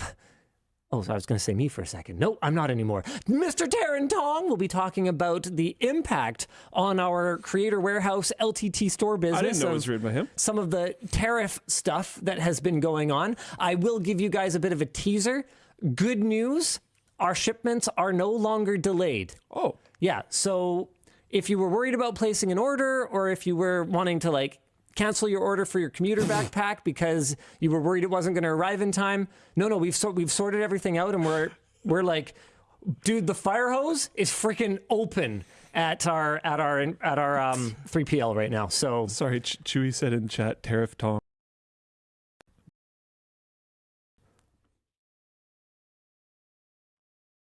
In other news, we'll be talking. We'll be talking about how hard it is to buy an RTX 50 series card in spite of the middling reviews. Things are flipping wild out there. What else we got this week? Are you ready to risk it all? Framework has a Risk 5 mainboard. Wow. I'm actually very interested. I'm trying to resist not buying one. I probably won't buy one, but I'm trying to resist not buying one. You're not going to buy anything. What are you even talking about? It's so interesting. You don't buy anything. It's genuinely so cool. I'm not going to buy it, but it's so cool. I hope you get one so I can use it. The future of tech channels. Oh, really? Yeah, why not? It's a main topic. Sure, let's do it. Yeah. You can buy one.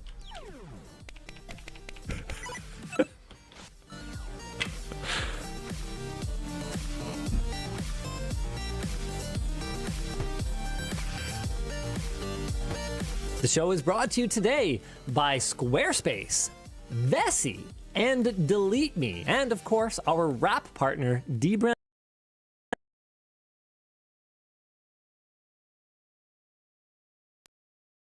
And our chair partner, Secret Lab. Why don't we jump right into our headline topic to start things off, and that is, of course, a topic in our doc that is titled, "We usually launch a product on Fridays, but..." If you have ordered anything over the last couple of weeks, you might know that LTT Store has been working through some issues that are affecting shipments over the Canadian border. The TLDR, for anyone who's not following current events, is that tariffs and inbound shipment restrictions have been flipped off and back on like a light switch, and it has affected goods that are made in Canada, Mexico, and China, especially moving into the United States.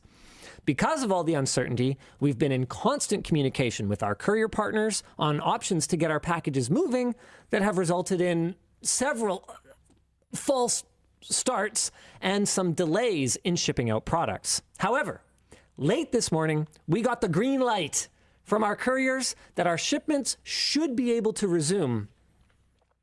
However, this could be temporary.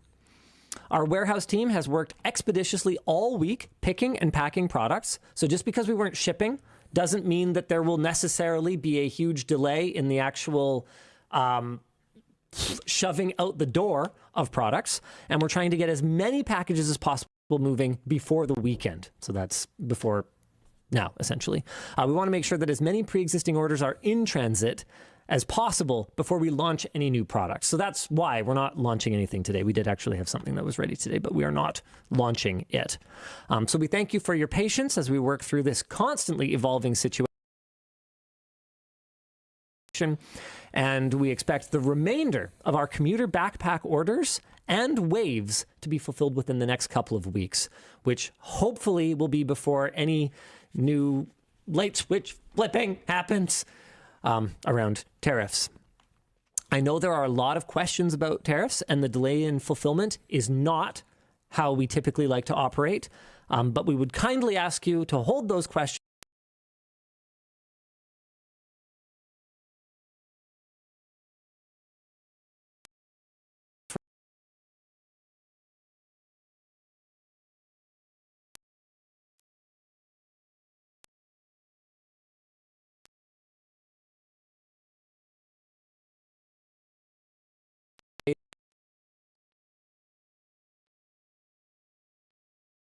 while our support team focuses on getting everyone's orders out. In the meantime, Which has been a monumental task. if you have any non-tariff and non-commuter backpack-related questions or concerns about your order, our customer support team will be happy to assist you at lmg.gg/contact us. Due to the volume of questions around recent changes to tariffs and global trade, customer service responses may be delayed, and we appreciate your patience.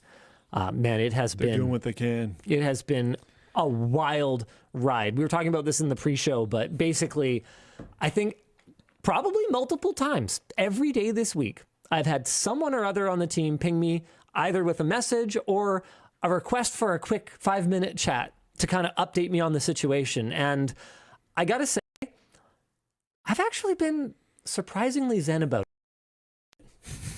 I mean, this isn't our first rodeo. We know that a lot of gum flapping happens. We've been in a lot more dire of situations as a company too. Oh, absolutely. Not for a while, but still. It's not good. Yeah. Because here's something that I think a lot of people don't necessarily realize is the way that things were looking earlier in the week, the issue was not the 10% on China or even the 25% on Canadian-made goods for us, right? Because we're shipping out of Canada, and not all, but a lot of our products are manufactured in China. So it wasn't as simple as like, oh, okay, because they're shipping from Canada, that means 25% tariff, because it's actually down to the country of manufacture.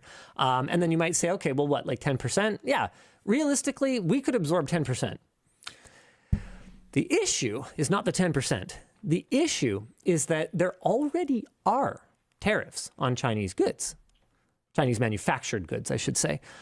But a lot of them don't get applied because of an exemption, a de minimis exemption is what it's called, on shipments under $800. That's how companies like Temu exist at all. Because while those tariffs exist that would drive up the prices of their shipments that they send into the United States, they have an exemption as long as it's under $800. So they ship in small enough amounts that it's under $800. That it doesn't impact them. So the issue was not the 10% tariff. The issue was that it activated another, I think, 20+% of tariffs with no de minimis exemption. Of course, that would have caused immediate chaos because now all of a sudden the border would have been inspecting every single bloody shipment, which obviously they're not set up for right now. So they would have had to figure that out, which I suspect is part of the reason that this has been paused for now, not necessarily because they like changed their mind because they, feel differently about it now.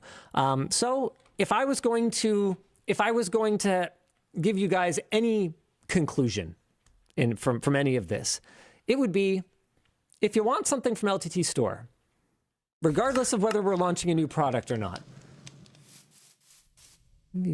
now's a good time to leave a merch message. You might want to leave a merch message, and that's not just us. That basically goes for anything manufactured. If you're American, south of the border in Mexico, manufactured north of the border in Canada, and is below $800, right? Is that? Yeah, especially that, or very, very, very west of the border in China. yeah. I mean, that is a fair statement. I mean, he's not wrong. Look, we call China the East, the Far East, but relative to what? I say we make North America the prime meridian. Wow.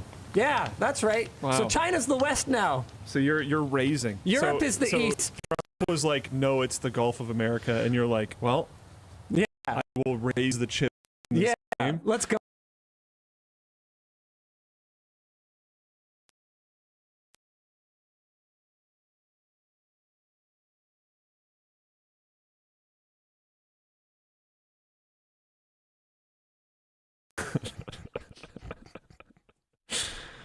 Oh boy. Destitute Radium says it's a bit of a rough time to be involved in keyboard group buys. Yeah, because by the time it gets delivered, you'll have no idea what the thing freaking costs. Yikes. That's dude. This is just it's chaos. Basically, it's sowing chaos. And someone in chat said their Vancouver-based company already did layoffs because of all this. Really? Just like immediate reaction. I am extremely sorry to hear that. I'm not incredibly surprised, but I am sorry to hear that.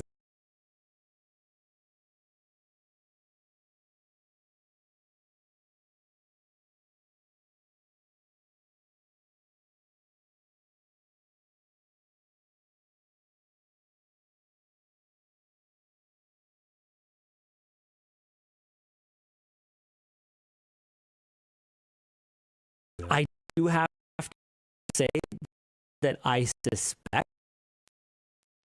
that part of that Might have been something else going on already. might have been Might have been a convenient situation.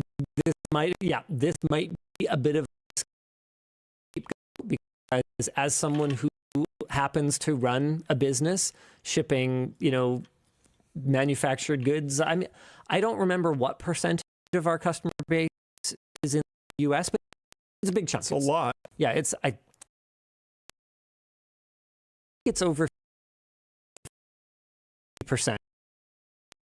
I think not a huge amount, but I think that's correct. I've only really seen an impact on order volumes over like the last 4 days.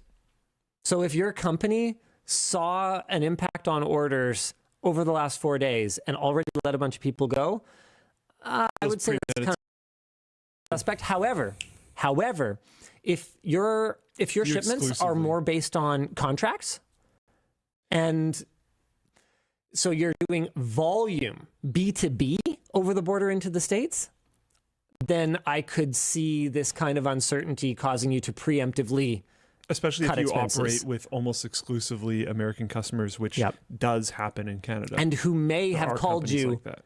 immediately when they saw these tariffs and go, whoa. Sorry, brother, we're done. Yeah, we're canceling our orders for the rest of the year. So that is a possibility. However, if you're B2C, business to consumer, then that raises some red flags for A me. little bit less likely. Yeah.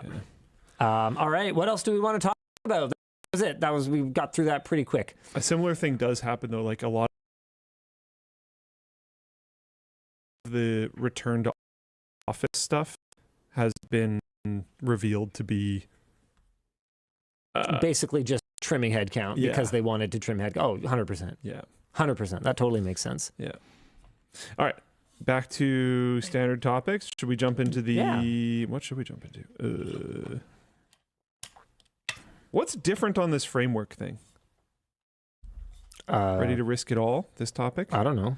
Framework, insert disclosure. I'm just going to read this. I think it'll be fine. Framework. Yes, I'm personally invested in Framework. Insert disclosure about how Linus has invested his personal monies into the company. Cool. We did it. They're a cool company. Framework has made a RISC-V mainboard, which is compatible with the Framework 13 laptop.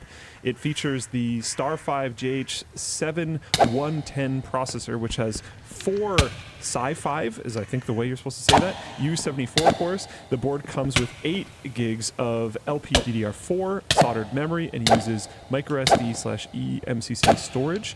It's available for $200 Freedom dollars. For now. For now. That, to be clear, is the main board. Meaning you could build something out of this yourself, or I believe there are compatible chassis, the Framework 13 laptop chassis. So you would have to buy other stuff around this if you wanted to turn this into a laptop. Or you could huck it in the Cooler Master mainboard case. Sick. Or you could do that. Yep. Or you could just like 3D print a case for it. Like you don't have to do the other bit. Wait, hold on. 200 Freedom dollars. Oh, that's Canadian. Oh, that's fun. That's very fun. So there are a couple things to note. It was built in collaboration with Deep Computing, and Sick. this is very much a developer-focused board to help accelerate So maturing the cool. software ecosystem around RISC-V. We recommend waiting for future products if you're looking for a consumer-ready experience. It's so cool, though. And some It's people have very pointed out cool. that this was announced a long time ago. That is true. Sure, I but think now the you reason can why we're order talking it. about it is because you can buy it. That's right. It's here. It's a real product. It sounds so cool. I have zero regrets about investing in Framework. Sick. I have no idea what my stake is worth. Narav offered to look it up and tell me, and I was like, sounds like a lot of work. Sounds like something you have better things to do than. Yeah. So I literally don't know, but I am really impressed with how The point was to make money off it. with how they have taken additional investment and, as far as I can tell, have not lost their soul. Yes, that's not necessarily the easiest thing to do. No. And not because we don't have experience, but if perceptions of, even knowing people have gone through those rounds and hearing the difficulties that they have, The kind of pressure they're under to turn a Keeping the profit at goal. any cost.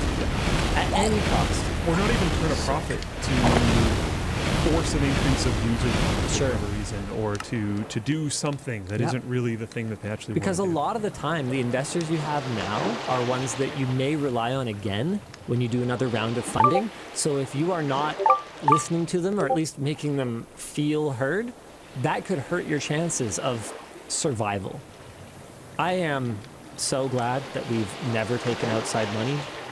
Every time I hear stories about it, I'm just like, ugh. Like, I have a relative that is currently operating in burning investment capital mode, like they're not profitable, and it's like seeing the kind of stress that they're under to reach the next milestone, to show something tangible so that they can do another round, so that they can survive a little longer, is like, ooh, it's terrifying.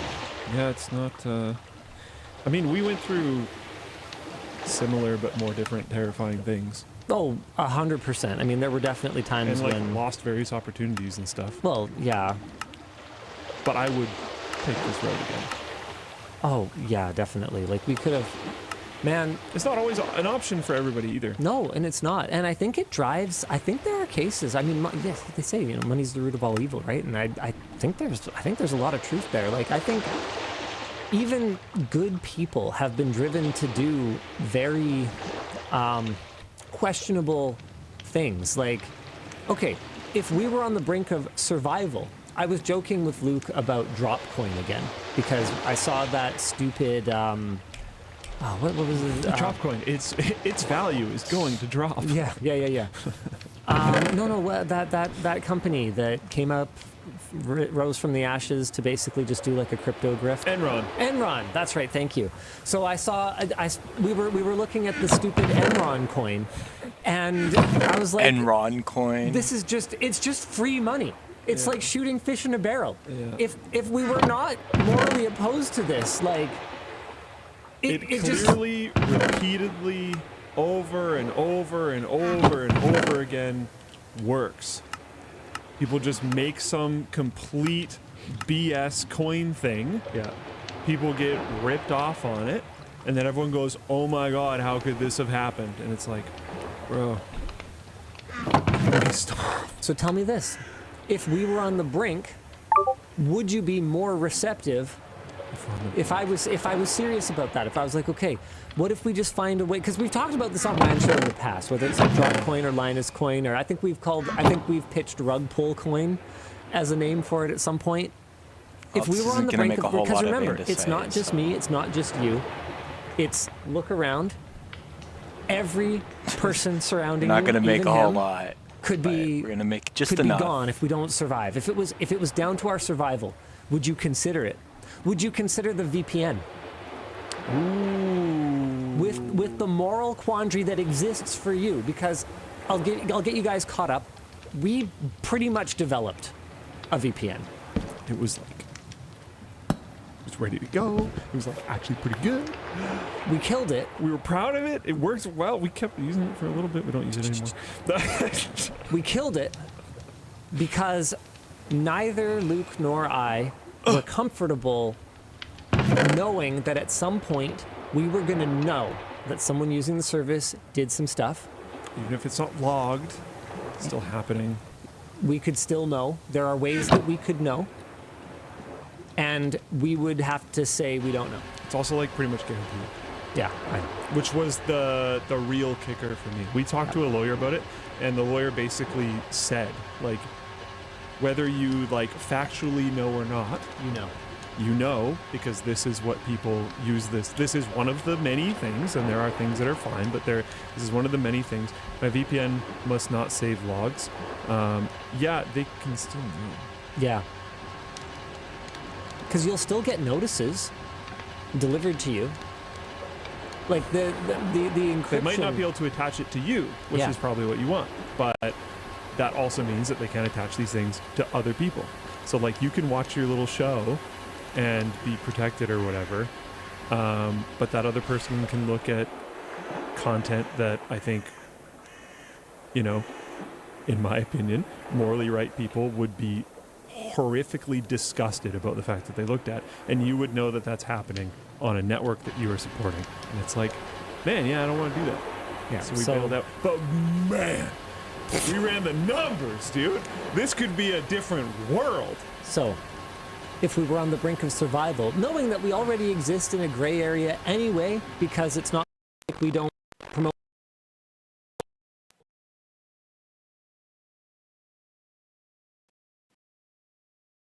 CIA, our sponsor, we just didn't want to be the ones. We didn't want to be the ones. We didn't want to be the ones who actually have to say, no, I'm going to tell you who that is. Yeah. No, I went out of my way to delete that, even though I know, you know, I know people are using it for this. We just didn't want to have to be the ones that had to do it. Would you reconsider your position if it meant survival?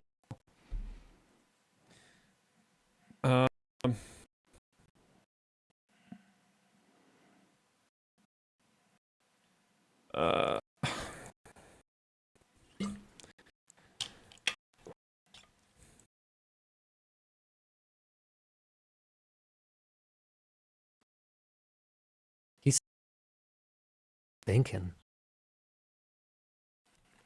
He's doing a think over here.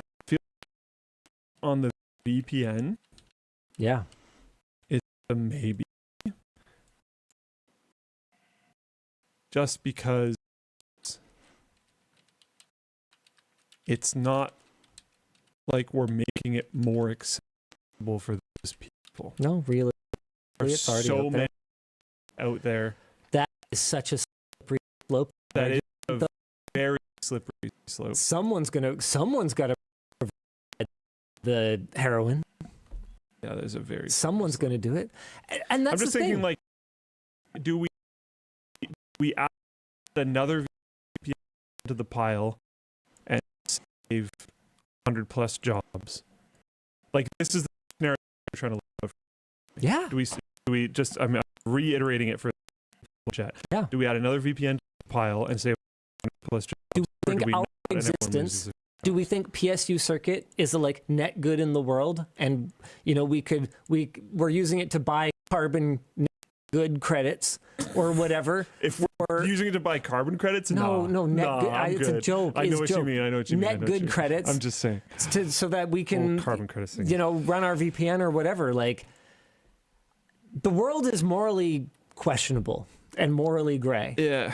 And I guess I'm not even necessarily looking for an answer from you. The coin thing, I think my problem with the coin thing is it is proven every time this happens that people just will never figure it out.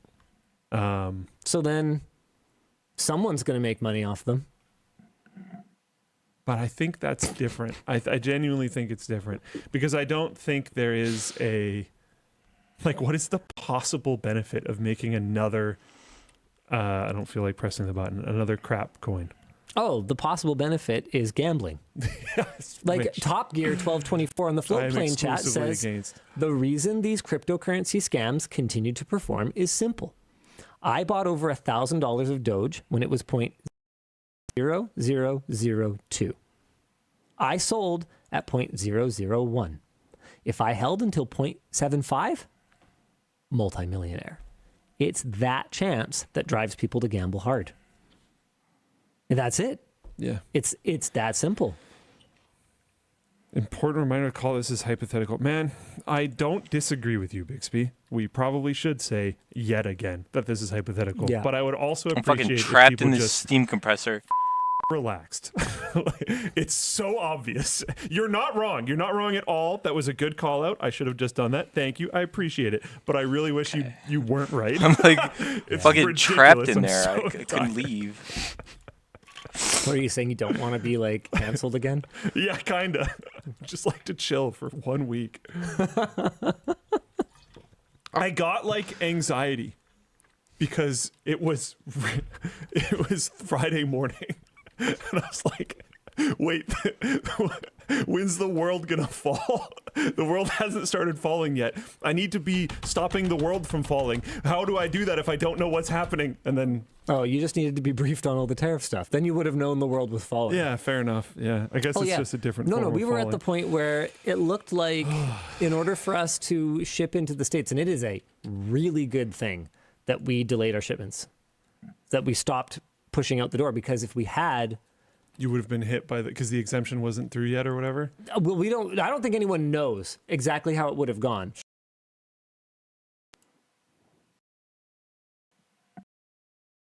But basically, by holding on to them until the de minimis exemption was restored earlier today, we know as they're going out that everything's chill. But looking at the worst case scenario, goods that we were shipping into the States, we could have essentially had our entire margin on them wiped out.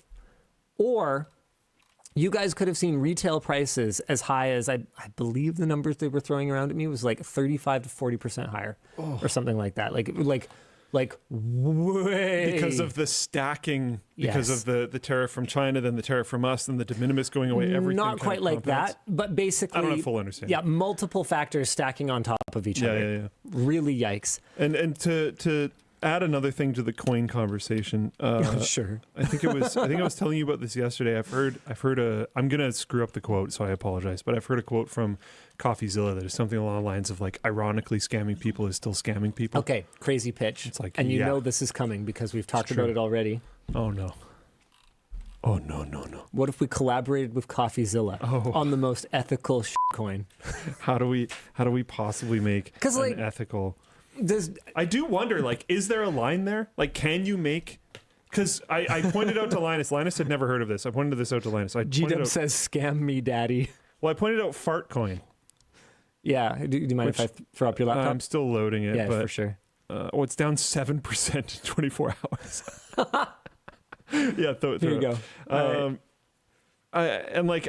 I've heard people talk about this for a long. I am really not into crypto stuff. I have no idea what I'm talking about. I own zero crypto right now. I own zero crypto right now. So to make of that what you will. Yeah, we are just coming at this as ignorant, bemused observers right now. Yes, we know nothing. Yeah. But like, So it's a this mechanical has been crafting around for recipe, like a long time. which is- This isn't new. Can I get a bit? Oh, here we go. I've go back, like, never made. I don't you think weren't I've actively ever trading. made Let's go mechanical back a year. crafters on Yeah, this do you have the world. little We're like actively trading. green and red line thing? Is that just I'm trying to showing think. the I trading volume literally, or whatever? Okay, I not on this literally one. don't think I've thinking made of mechanical candlesticks. crafters. Perfect. Yeah, Yes. Perfect candlesticks. example of we Which don't know what we're is talking about. Yeah. Yeah. So damn silly. So damn silly. I can't even believe it. Really. Like that's actually. I felt like I'm actually like surprised by myself.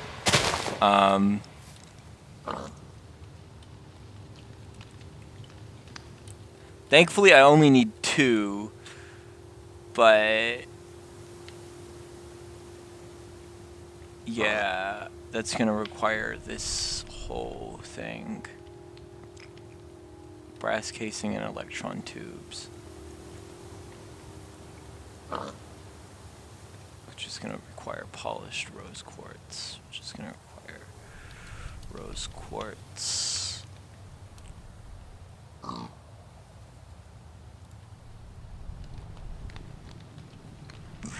We don't even have that redstone, do we? Get this shit out of here. I don't want that. No, we have the redstone. We have 1 rose quartz chunk, which we can polish, I think. I need sandpaper. Sandpaper. Need sand. And paper. If I can just do like one of these. Yeah.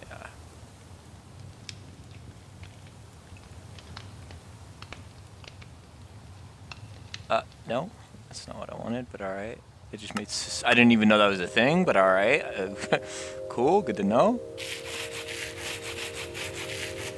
Okay, here's 1 of these. That's good enough to make 1 electron tube. We need 2 iron ingots. We're still good on Steam for now. And this block model is back. Cool. This block model was broken at some point and it came back, I guess.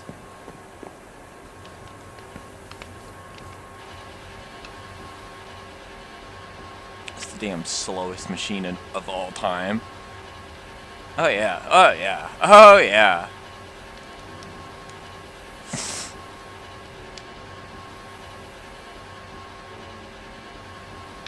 Oh yeah. Getting the pack to run this well.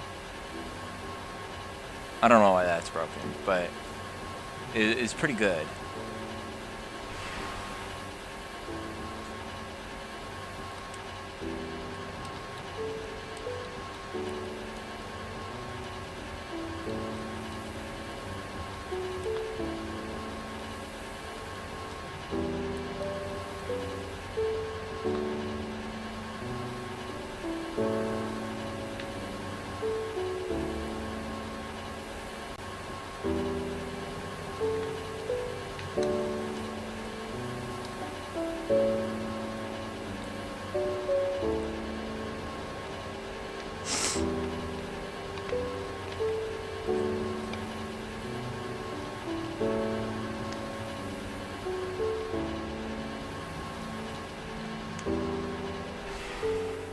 Okay, get those going.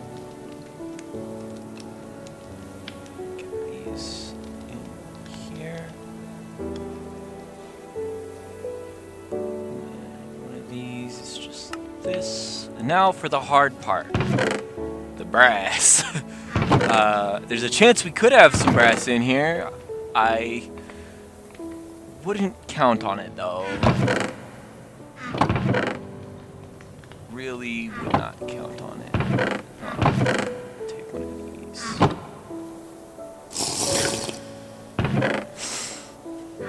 these. Brass is not likely to be hanging around in these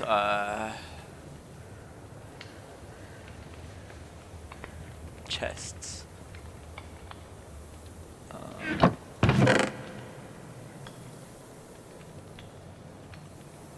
Yeah, platinum. What the hell? Alright.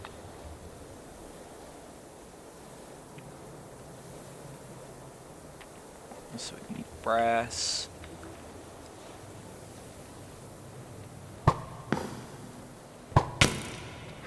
Yo. Chill out with that shit.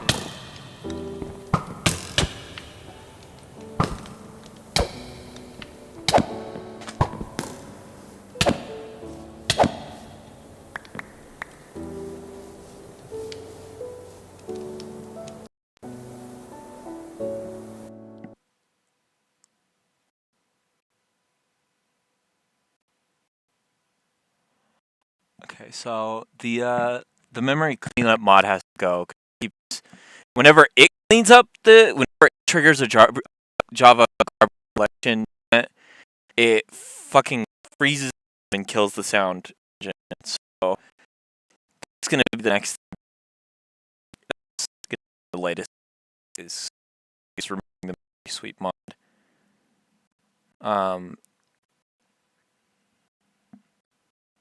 Because with parallel GC, it might actually genuinely run way better. And I could have been throwing this whole time. Apparently, G1 GC is the default. We were the default fucking bridge collector this entire time for no reason when there's a batch out there.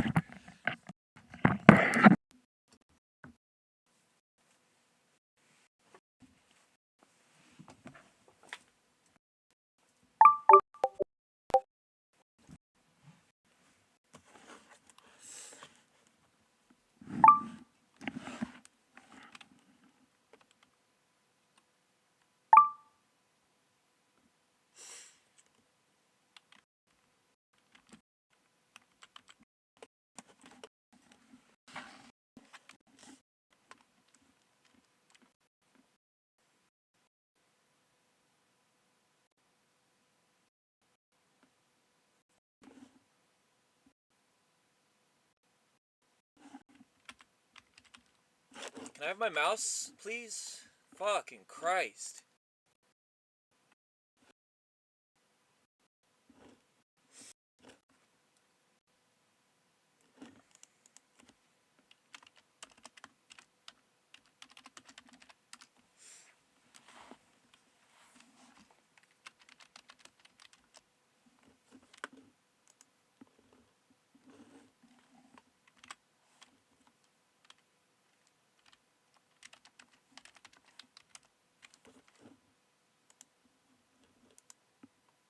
Yeah, once the memory sweep mod is out of here, we'll be able to run the pack even better, and that's going to be a huge boon for performance. So I just didn't realize that the memory sweep mod was doing that much of a disservice to the game. Even though, yes, I do know that the game already has a built-in Java garbage collector doing its thing, but switching to parallel means that we probably can't use